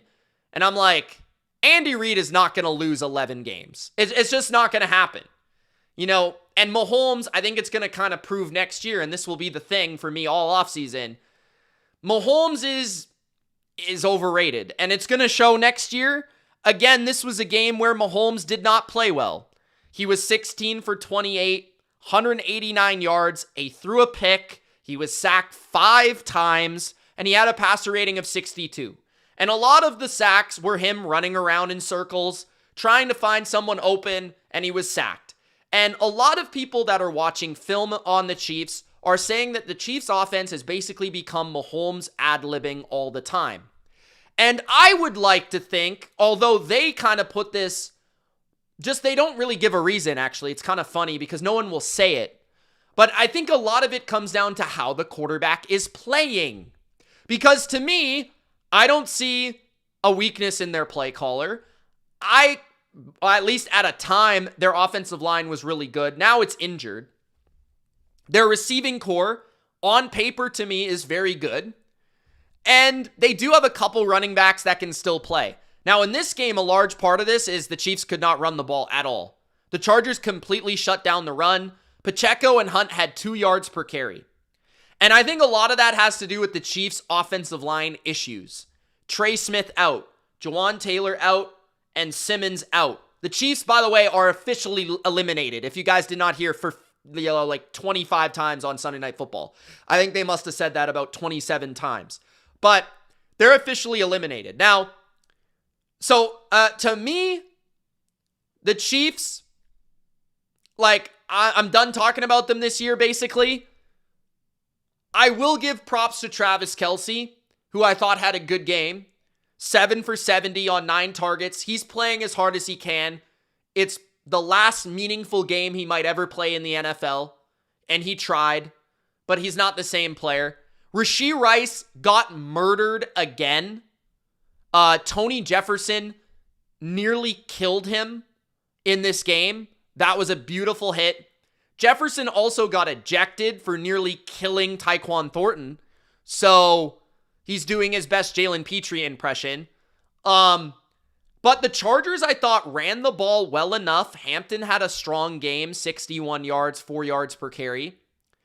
And Herbert just went heroic. He just went superhuman mode and made some beautiful downfield throws in big moments. And if any single solitary soul watched this game and felt like Mahomes was a better quarterback than Herbert, you are on cocaine, you are on crack, you are on drugs. Justin Herbert has been the better quarterback all year, and he was the better quarterback in this game, and he outplayed Patrick Mahomes not once, but twice. And both teams have injuries on the offensive line. So there's no excuses. The Chiefs were at home. They had their season on the line, and they scored 0 points in the second half. And Gardner Minshew threw a pick to end the game. But Chargers defense is legit. I love watching them. Thule, 2 sacks. Owe, 2 sacks. Their front 7 played extremely well. And the refs didn't help them, as Scruffy says. The refs didn't help them. They were in New England this week helping the Bills, so they couldn't help them this week. But Cameron Dicker also might be the most underrated player in the NFL. Cameron Dicker does not miss. That guy is insane. So yeah, credit to the Chargers, who I didn't think would win this game. I thought for sure the Chiefs would win this game, and the Chargers still won. And I think that speaks to the Chiefs and how down bad they are. But the Chargers, give them credit. They continue to fight. That being said, I think they're a one and done just because they can't block anyone. Okay. 2 games remaining. The Rams and Lions and the Patriots and Bills. We're almost there, guys. If you haven't already, Gronk spike the like button. This has been a long one. I realize that, but I like giving you guys my in-depth takes and my in-depth thoughts. That's why I didn't go live after the second window, because this week with all these games, it deserves the time. And with all that's going on right now, it deserves, the thoughts. So 41-34, Los Angeles beats Detroit. My tea is cold at this point after being live for an hour, almost, hour and a half. But we're still going to drink it. 41-34. The Lions are now 8-6.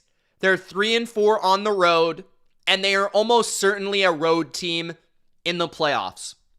The Rams are 11-3, 6-1 at home.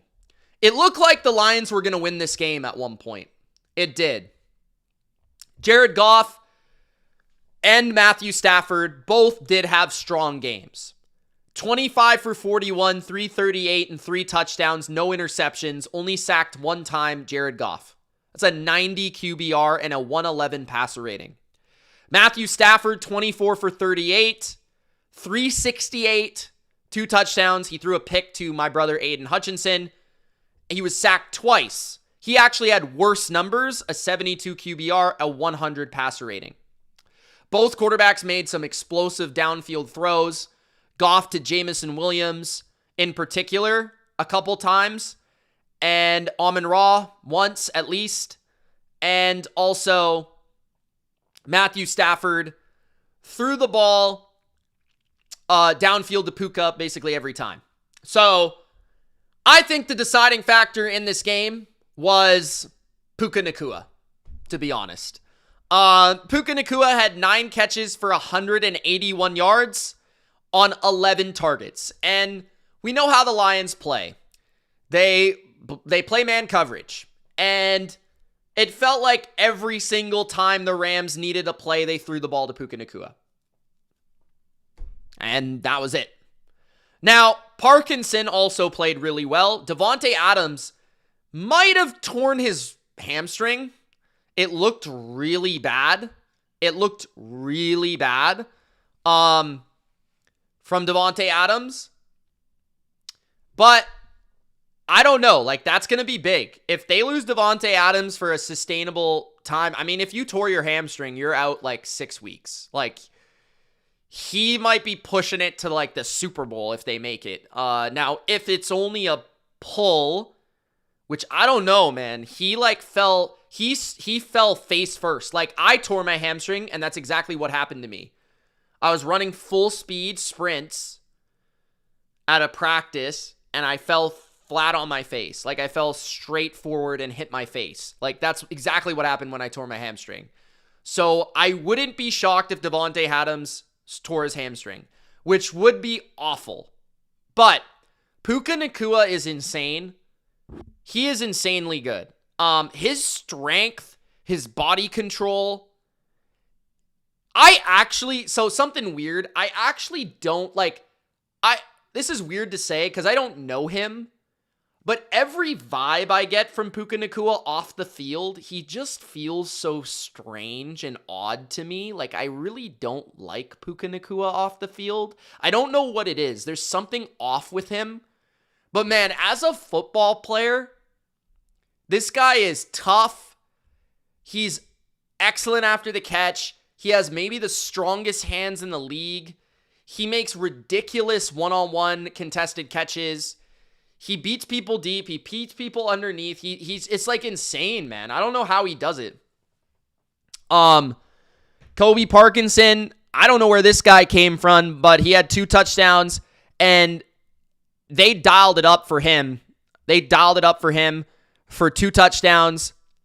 Amon-Ra went crazy. 13 catches, 164 yards, and 2 touchdowns on 18 targets.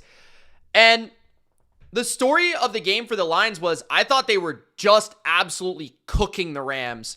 And this is what I talked about all year with the Rams defense. And this is why I continue to say the Rams defense is overrated. Because the Rams defense, if you can block the Rams defense, you can beat the Rams defense. If their pass rush does not get home, you win. And especially in the middle of the field, Jared Goff was absolutely toasting them.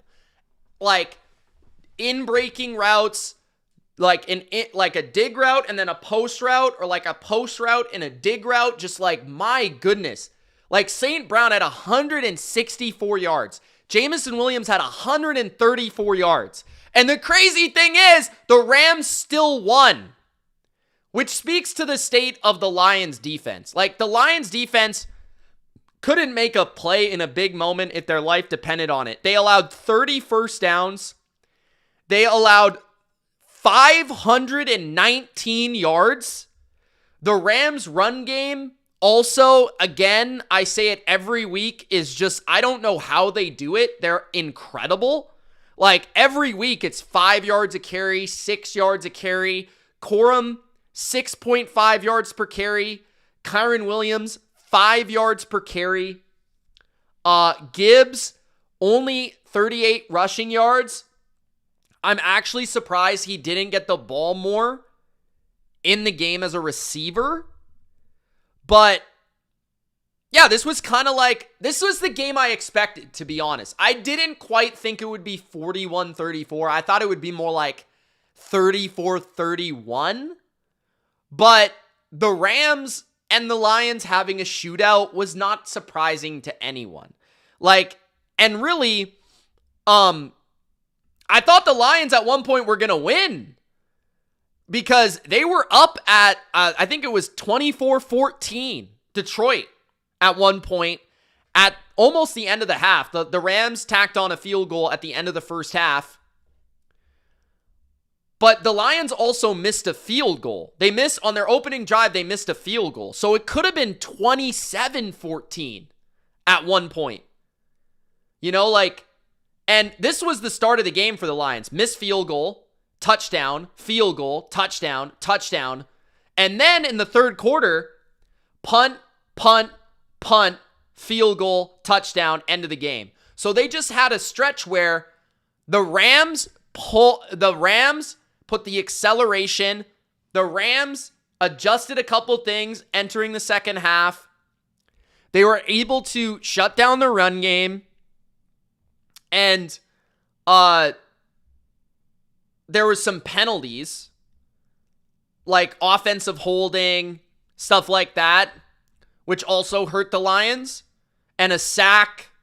That's basically all that hurt the Lions in this game. That was it, honestly. Sorry, my nose is really itchy. There was 2 drives where one sack, which Goff got sacked one time. Kobe Turner ended a drive. There was a holding call. It ended the drive, essentially. And the Rams just kept scoring. And that's just the Lions. The Lions are not going to do anything with this defense. They were without Brian Branch. They were without Kirby Joseph. They were without Terrion Arnold. They just can't cover at the rate that they want to be able to cover. And their pass rush is not quite good enough. Outside of Aiden Hutchinson making an incredible play, they did nothing on defense. They were terrible on defense. Terrible. And the Rams did whatever they wanted. Run, play action. And the Rams only punted one time until the fourth quarter. And, that was the game. By the time the Rams punted the second time, they were up by 10. With, I don't know, 5 minutes left maybe. I don't know. It was just a shootout, an absolute shootout, and the Rams couldn't be stopped. The over was the play. It was obvious. The quarterbacks both shredded. I think if you're a Rams fan, I think I look at it as and the crazy thing is too, the Rams were 2 for 9 on third down, but they were 3 for 3 on fourth down. So they weren't even good on third down. The Rams have the best offense in the league. Right now, I want to see how they play against Seattle again. But outside of maybe Philly, Seattle, and Houston, I don't really know who can stop the Rams. I feel like any other team they play, they're going to score 30, around that range. They're the best offense in the league. They have great balance. They have weapons that can beat you in the run and pass game.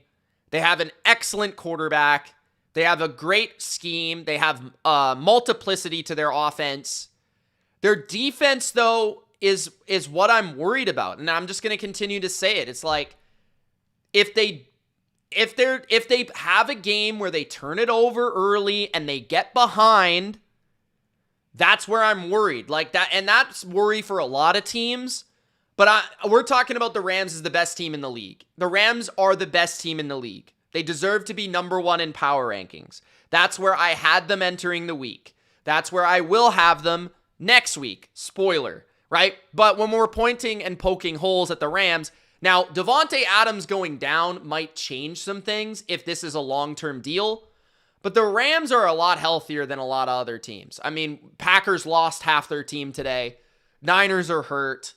Right? The only other team in the NFC that's actually kind of healthy is Seattle. And Seattle is kind of, to me, fraudulent on offense. Seattle has a very good defense, but a fraudulent offense. So it will be a battle next week. We'll see how it goes. But yeah, like 45 against Arizona. Even in a loss where they turned it over multiple times, they put up 28 against Carolina, 34 against Tampa. They took their foot off the gas. 42 against San Francisco, 34 against New Orleans, 35 against Jacksonville. The only game they really struggled was the Seattle game in recent memory, other than the Baltimore game, which was a while ago. Chicago's healthy, but mostly healthy, but Chicago's defense, is not very good.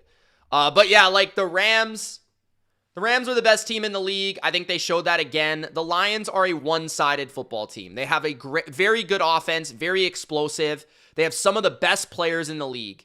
They might have the best trio of playmakers when it comes to inside receiver, deep threat, and running back in the NFL. Like they might legitimately, like Jamison Williams, Jahmyr Gibbs, Amon-Ra.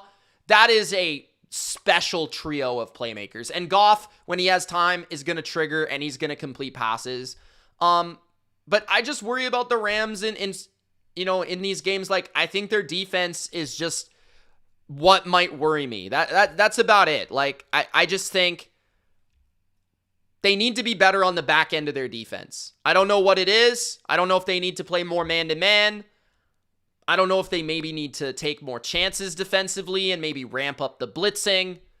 I don't exactly know what it is. That's the issue. Their run defense is good, but it's just their pass defense is just a big flaw right now.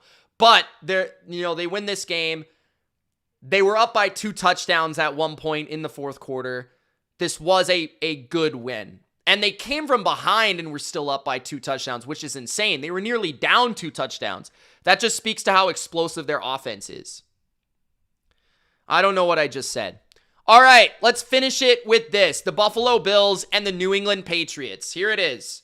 Guys, if you haven't already, Gronk, spike the like button. Seattle and LA, man, that's going to be a game. And that's one of those where I see the flaws in both teams.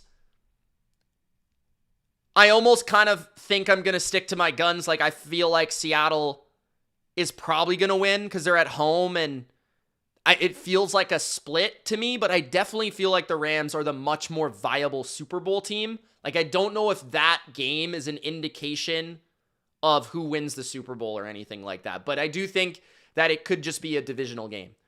The Buffalo Bills beat the Patriots 35-31. The Bills are now 10-4. They are 4-3 on the road. The Patriots are 11-3, 5-3 at home. The Patriots are undefeated on the road, but only 5-3 at home. Do the Patriots even want the 1 seed? That would be my question, Patriots fans. Okay, so this was clearly a tale of 2 halves. The Patriots thoroughly beat the brakes off the Bills in the first half. Like, it was surprising how dominant the Patriots looked. And I was almost watching it like, man, the Bills again, like, they look like the team that played Miami. They look like the team that played the Falcons. It was like, they look really bad. Like, the Bills look like a bad team in the first half. And then all of a sudden they get 28 points in the second half. So we'll talk about that. But to recap the stats were very even because of the tale of 2 sides, right? So the Patriots actually had more yards, 385, 349. The Bills had more first downs, 22-19. It felt like the Bills had a lot more time of possession, which ultimately wore on the Patriots, I think, 35-24. And some of that also was that the Patriots had 2 long touchdowns, which the Bills did not have. 2 from Travion Henderson. And the Patriots only ran 51 plays, and the Bills had 67. Also, the Bills were pretty good on third down. So were the Patriots. 5 for 10 for the Patriots. 8 for 14 on third down. But fourth down, the Patriots weren't able to pick it up. In the end, the last drive of the game, or basically the last drive of the game, before the Bills sealed it, they were 0 for 1. On that play in particular, it's going around Twitter, so I have to talk about it. It did look like Stephon Diggs was being held on that play. Unfortunately, there was no call. It definitely looked like a hold. I didn't see that in the moment. I'm not going to say that's why the Patriots lost, because honestly, the offense didn't do anything in the second half besides one run. And I think that's why they lost. I don't think the defense played well in the second half at all. I actually thought they played really well in the first half. In the second half, I think there was a variety of reasons for why the defense didn't play well. I think, first of all, if I were to look at where the Bills started their drives in this game, I think that's first of all a big thing. So the Bills started the game with 3 punts, okay? Then they scored a touchdown at the end of the first half. That drive began at... Okay, so they got it at the Bills 43, and then there was a penalty for a face mask. So it put the ball into New England territory at like the 40-yard line. So that was their first touchdown. Davis had a great return and then a face mask call. So that was a short field. The second drive that they scored a touchdown, 6 plays, 44 yards. Davis had a 58-yard return to the 44-yard line. So the first 2 touchdowns the Bills scored started inside New England territory. The third drive was a legitimate 70-yard drive. Now, the thing with this drive is that this was the drive where it was 3rd and 5 at the New England 13. The Patriots got the stop. They called a defensive holding. That converted into a first down and then a touchdown. Okay? So that was a drive where the refs called a penalty that maybe or maybe should have not been a call, and that resulted in a touchdown instead of a field goal. Then after that, the Bills had a 91-yard drive, so this was their best drive of the game. But this was the highly, highly controversial drive, because this was where, first of all, you've got to give credit to the Bills here. At their own 12-yard line, it was 3rd and 7. Patriots had an opportunity to get a stop. 3rd and 7. Allen converts to Kincaid for 24 yards down the field. He was wide open. That was a big play. It felt like that was a big swing play in the game. If the Patriots get a stop there, man, could have won the game. Then there was a 37-yard pass interference on Marcus Jones. That was on 4th down and 3. On 4th down and 3, Marcus Jones picked the ball off, and they called pass interference. And a lot of people, including myself, think that was a very suspect call. I'm not going to say that that was a necessarily egregious call, but I didn't love the call. I felt like if that was a playoff game, it probably wasn't pass interference. It was probably an interception. Then the Patriots defense had a chance, 3rd and goal, and Josh Allen at the 14-yard line, they scored a touchdown. 3rd and goal at the 14, you should never allow a touchdown. 3rd and goal at the 14, that can't be a touchdown. Josh Allen made a great play. He scrambled for a second, moved to the right, threw the ball to Knox in the back of the end zone. That was, I think, part of the issues for the Patriots. Personnel. Jack Gibbons was covering Dawson Knox. Jack Gibbons probably wouldn't have been there if Robert Spillane would have been playing. So, when we look at these drives, multiple drives that started in New England territory because of the Patriots special teams, which has been great all season, having a very lackluster effort and their worst game of the season. Okay? Second, the refs aided the Bills to multiple touchdowns in this game, and I think that is pretty fair, including their last touchdown where they called a 15-yard penalty on 3rd and 4, again for a first down against Carlton Davis. So on 3 of their touchdown drives, the Bills got a 3rd or 4th down pass interference for a first down. On 2 of their drives, it started in New England territory. And then on top of that, Robert Spillane, who I thought was going to play, he was active, did not play at all.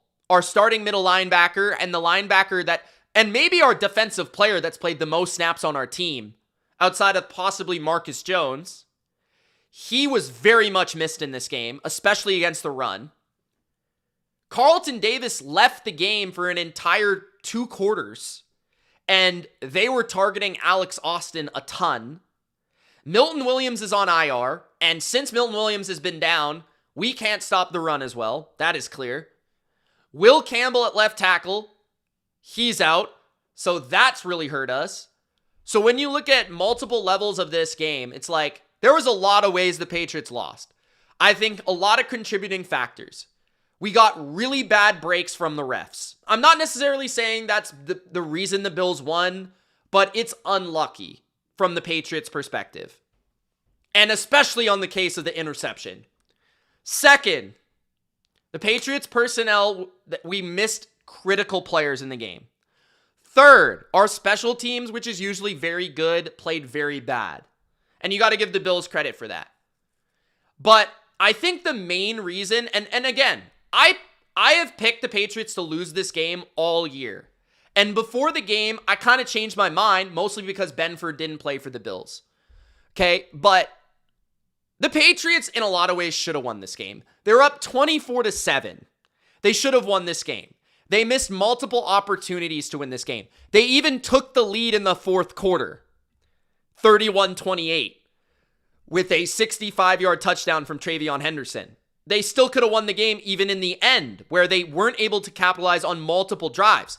Now, I do have to give the Bills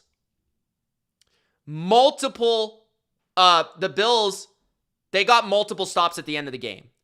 And this is where I think you can point, if you were to look at anything from a Patriots fan lens or perspective and say, this is going to hurt us, is our offense, we couldn't get open on the last 2 drives of the game against the Bills without Christian Benford. That's not good news. We could not separate and we could not make the critical catch. We could not, now Diggs was held on one of the plays, but we could not make the critical play. And even then I would say, Diggs, that was a scramble drill. So I'm not even going to count that. He's still covered for most of the play.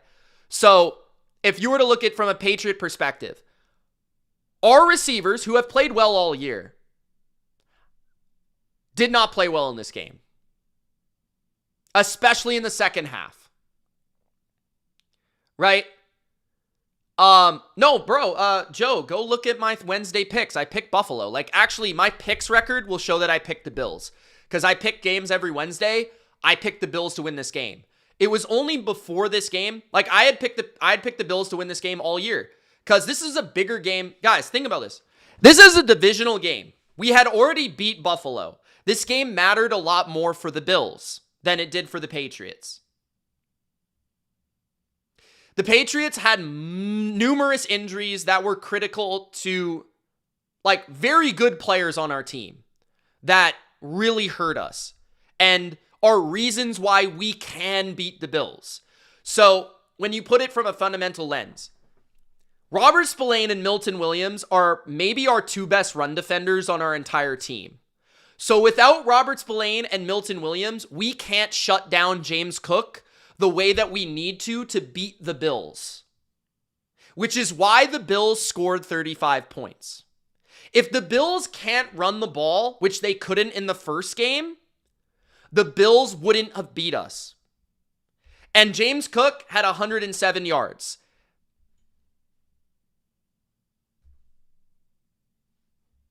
Right? Like, now, there's another conversation here where, did Drake May play well?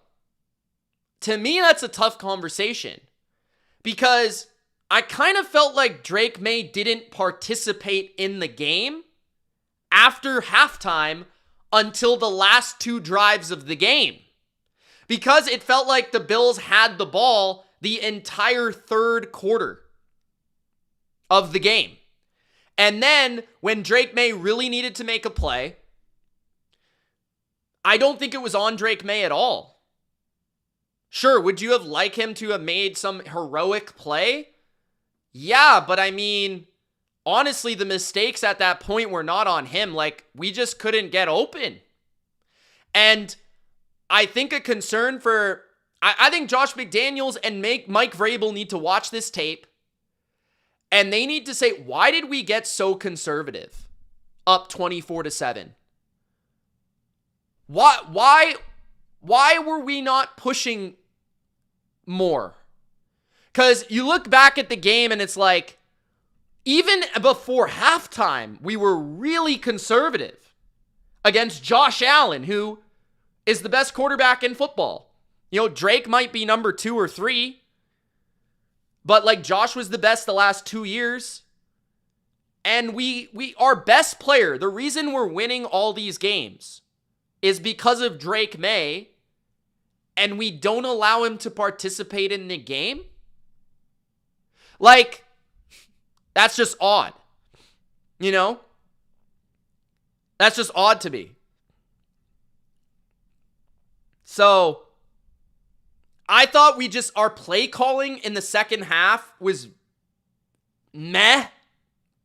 Like, not good. But hey, like, I think, and I've said that, again, like, I've said all this. I'm not surprised the Patriots lost. Am I surprised the Patriots lost after leading 24-7, 21-0? Yeah, I am.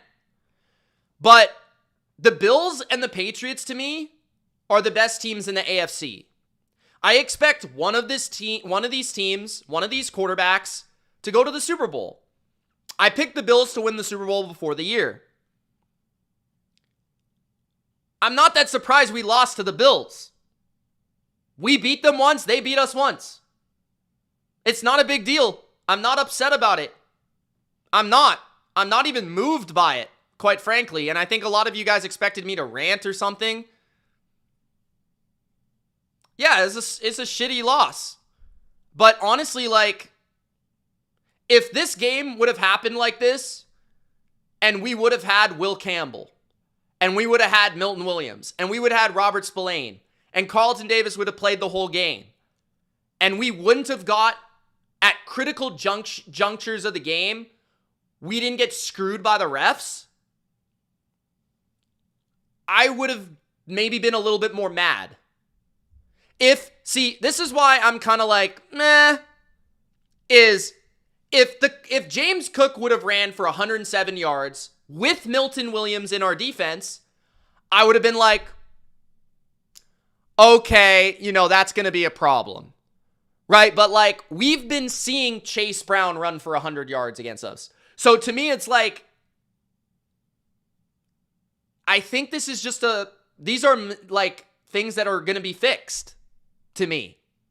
I think if the Patriots and the Bills played for a third time, if the game was not snowing, which again, on Wednesday, guys, when I pick my games and I preview every game, I said it would favor the Bills. It's part of the reason I picked the Bills, because Drake May has literally never played in the snow. He's from North Carolina, and he played at North Carolina. I don't think he's ever played in the snow once. So Josh Allen is the best snow quarterback in football. This game clearly favored the Bills, and for an entire half, we were kicking their ass, which to me was shocking. Like, I thought the game was going to be back and forth, a shootout the whole game. And Patriots fans in my chat were like shocked that the Bills were moving the ball. I'm like, I don't know what you guys expect. Like, this isn't the 2007 Patriots. This isn't the 2004 Patriots. This isn't the 2014 Patriots. You know what I'm saying? Like, the Patriots aren't like some incredible all-time team. Every team in this league has flaws right now. The Bills have plenty of flaws. Sure, does it suck to lose when you're up 24-7? Yeah, but is it repeatable for the Bills? Probably not. I mean, Josh Allen didn't even have 200 yards.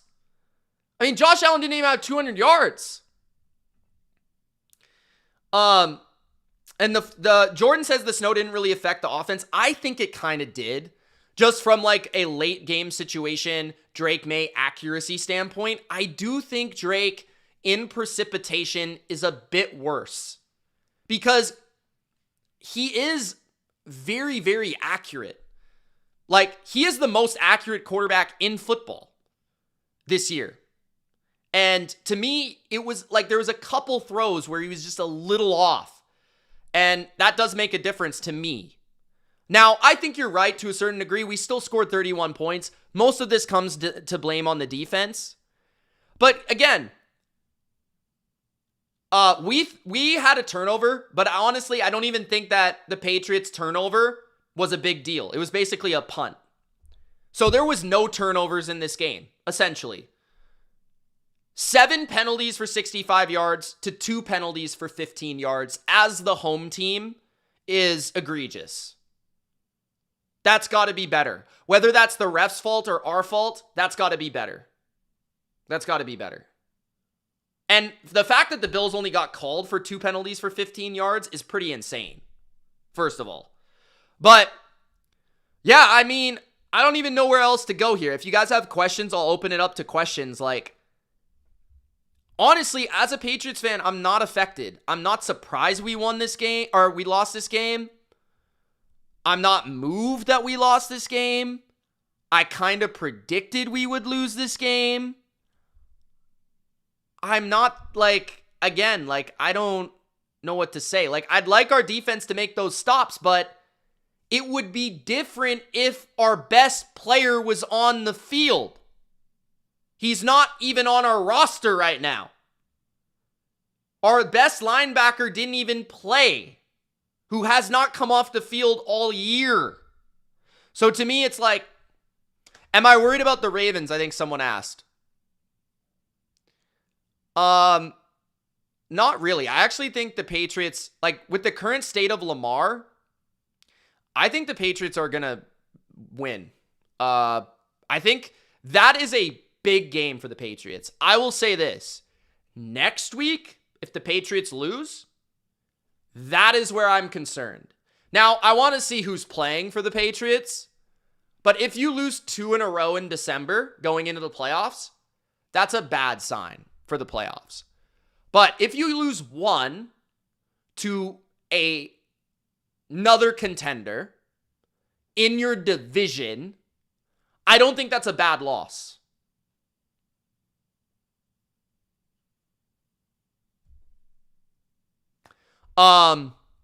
But if they lose again to the Ravens, let's say they lose again, like in a shootout kind of game, I would be upset. I would be like, maybe this team is not as good as I thought. But 1 loss to the other team that I think could go to the Super Bowl in this conference is where I'm not upset.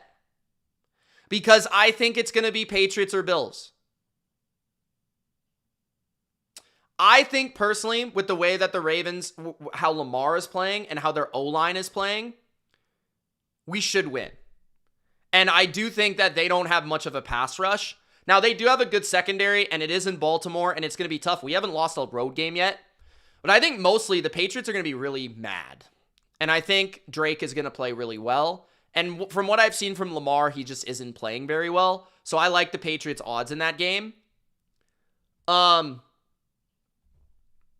Patriots or Bills in a playoff snowy game. Who do you got? If both teams are completely healthy and the game is at Gillette,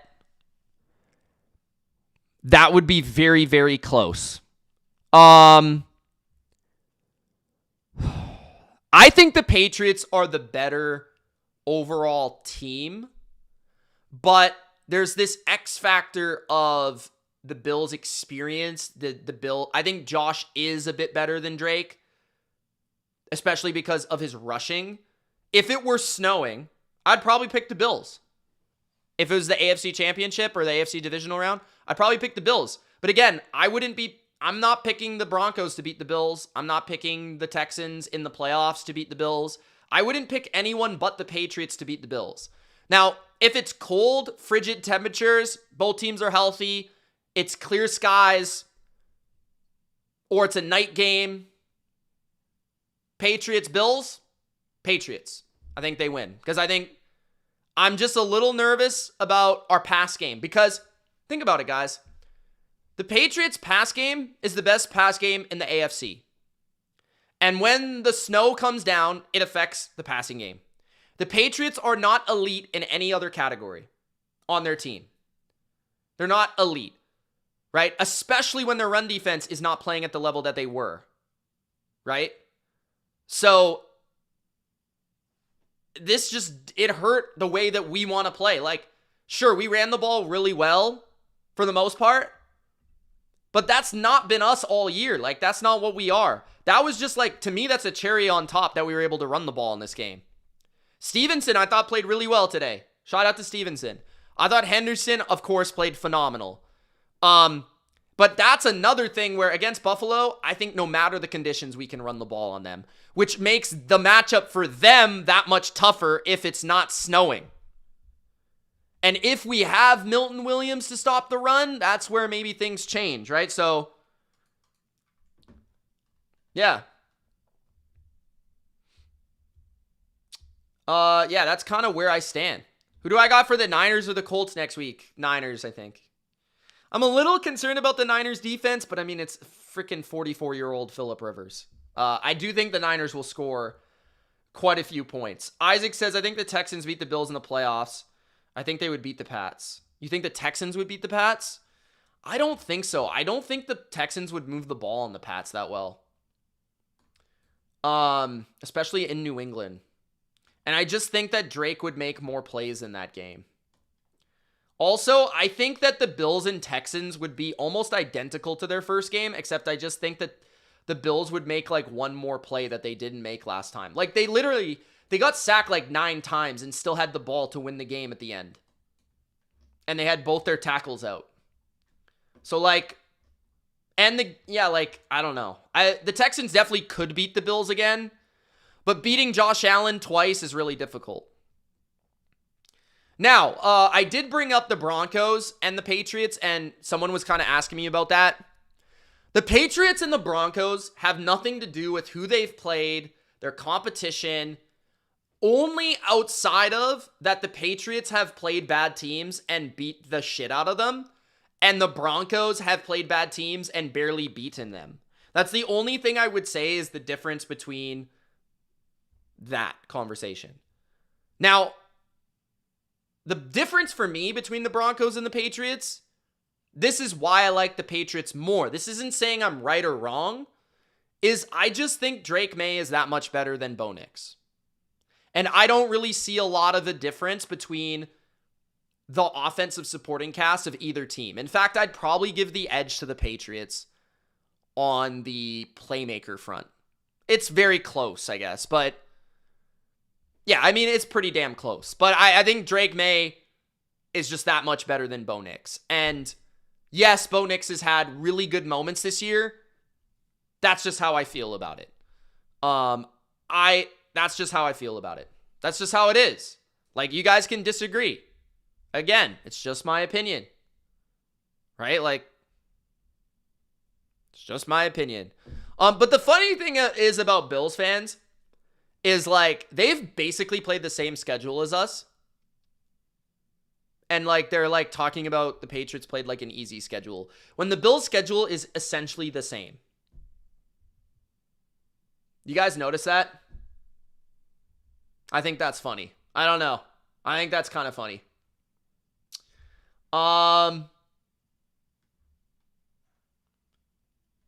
Patriots, what happened, says Danielito. A lot of things, man. I broke it down, bro. Personnel problems with injuries. Ref big plays and big moments that cost us. Big 3rd down and 4th down interference calls. Special teams breakdowns. And then getting too conservative on offense. That's what I would narrow it down to. And again, guys, I think all of those things, maybe we play the Bills again. We get 2 penalties and they get 8. You never know what's going to happen. right? Like, that's how close these margins are in the NFL this year. There are a lot of different teams that can beat a lot of different teams.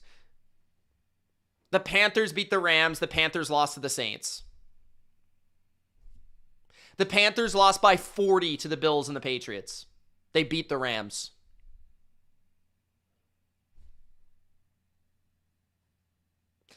So, there you go. And the Panthers beat the Packers with Parsons.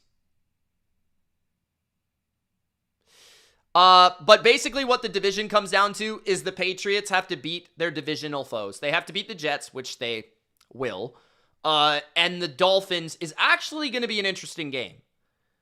The Dolphins is not going to be easy, but it is going to be in a frigid Foxborough against the Dolphins in the last game of the year. They should take care of that. But to me, the Ravens game actually doesn't matter for the division. Even if we lose to the Ravens, it actually doesn't do anything to the standings. We just have to beat the Jets and the Dolphins.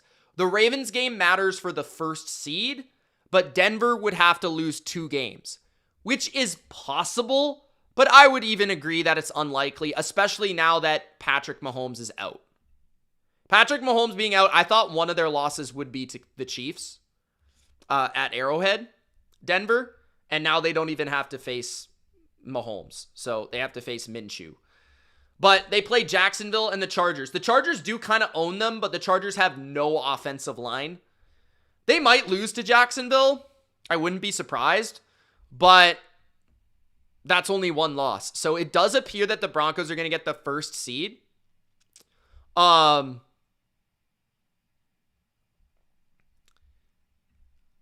The Patriots will probably get the 2 seed. And I think what most likely is going to happen is we're going to play the Chargers, which I would welcome. Because I think the Texans will win their division. Well, actually, I don't know. But either way, the Texans and the Jags, they're going to be the 3 and the 6. Because the Texans are 9-5.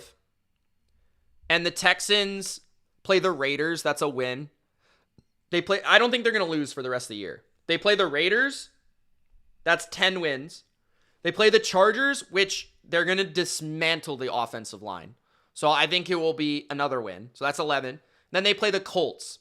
So that's 12. So they're going to be 12-5. And then Jacksonville, who the Texans already beat. I think they split, maybe? Yeah, I think they split. So the Jags are going to lose to Denver most likely, which would give them 5 losses. And what else? Jacksonville. Actually, the Patriots got some pretty good pressure in the first half against the Bills. Second half, you miss Milton Williams for those moments, but Denver, Indy, and Tennessee. So they're probably going to lose to Denver, but they'll probably beat Indy and Tennessee. So that would make them the same record. So I don't exactly know what the tiebreaker is, but either way, that would give them both 5 losses. And the Bills have currently 4 losses. I don't know if the Bills are going to lose another game. I would probably bet on them not losing another game, which would mean that the Bills will be the 5 seed. They'll play the Ravens or the Steelers. And then the Jags and the Texans will probably play in the first round. I would take the Texans no matter where the game is. The Texans would go to Denver. The game would be 6-3. And I think the Patriots will play the Chargers. Patriots should beat the Chargers. Patriots versus Bills. Second round. Which I think would ultimately be the AFC Championship. And I think whoever wins that game would go to the Super Bowl. And if New England wins, they would rather go to Denver or they would play Houston at home. So, and I think if Buffalo's lucky, Buffalo is able to beat New England and go to Denver and play Denver instead of Houston. Because at least I can think back to Denver last year where Bills beat the piss out of them in the playoffs, but they have lost to the Texans twice in a row. So I would say that would be my playoff right now in my head. Could Jacksonville beat Houston? I would definitely, that would be great for the Patriots, I would say. If the Patriots could play Los Angeles and then Jacksonville in New England, warm weather teams, rather than the best defense in football, I'd be down. Jacksonville could beat Houston, though. I wouldn't be surprised by that. I mean, it's a divisional game. So, yeah, I mean, they split this year. So, yeah. Especially if that first game's in Jacksonville against the Texans. Maybe. But, yeah, that would be ideal for the Patriots. Would be to play the Chargers and then to play the Jags. The NFC is going to be interesting. I have no idea how the NFC is going to finish. Obviously, now we know the Eagles are going to win the NFC East. The Eagles are probably going to lose to the Bills, which is going to make them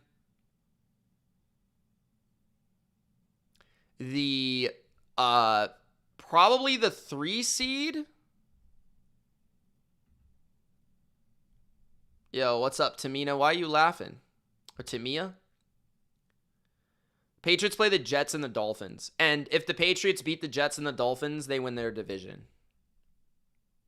Which would ultimately make them the 2 seed. Unless Jacksonville sweeps the board, which is probably not going to happen. But that would be interesting. We'll see.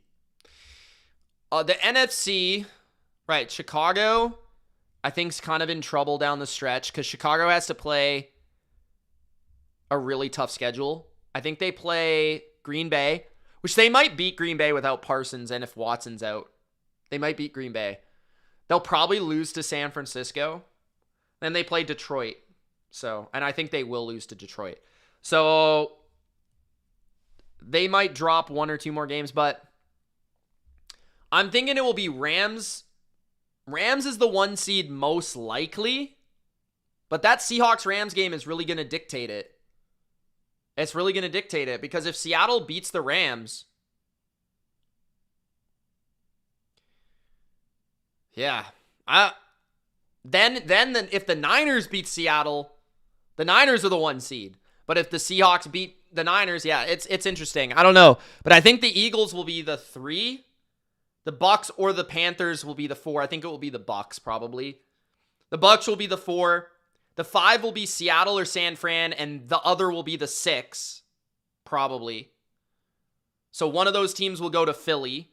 One of those teams will go to Tampa. And then the 7 is probably going to be Green Bay or Detroit. Right? Green Bay or Detroit. And Detroit's lost twice to Green Bay.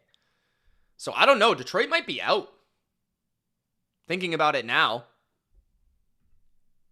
Detroit might be out.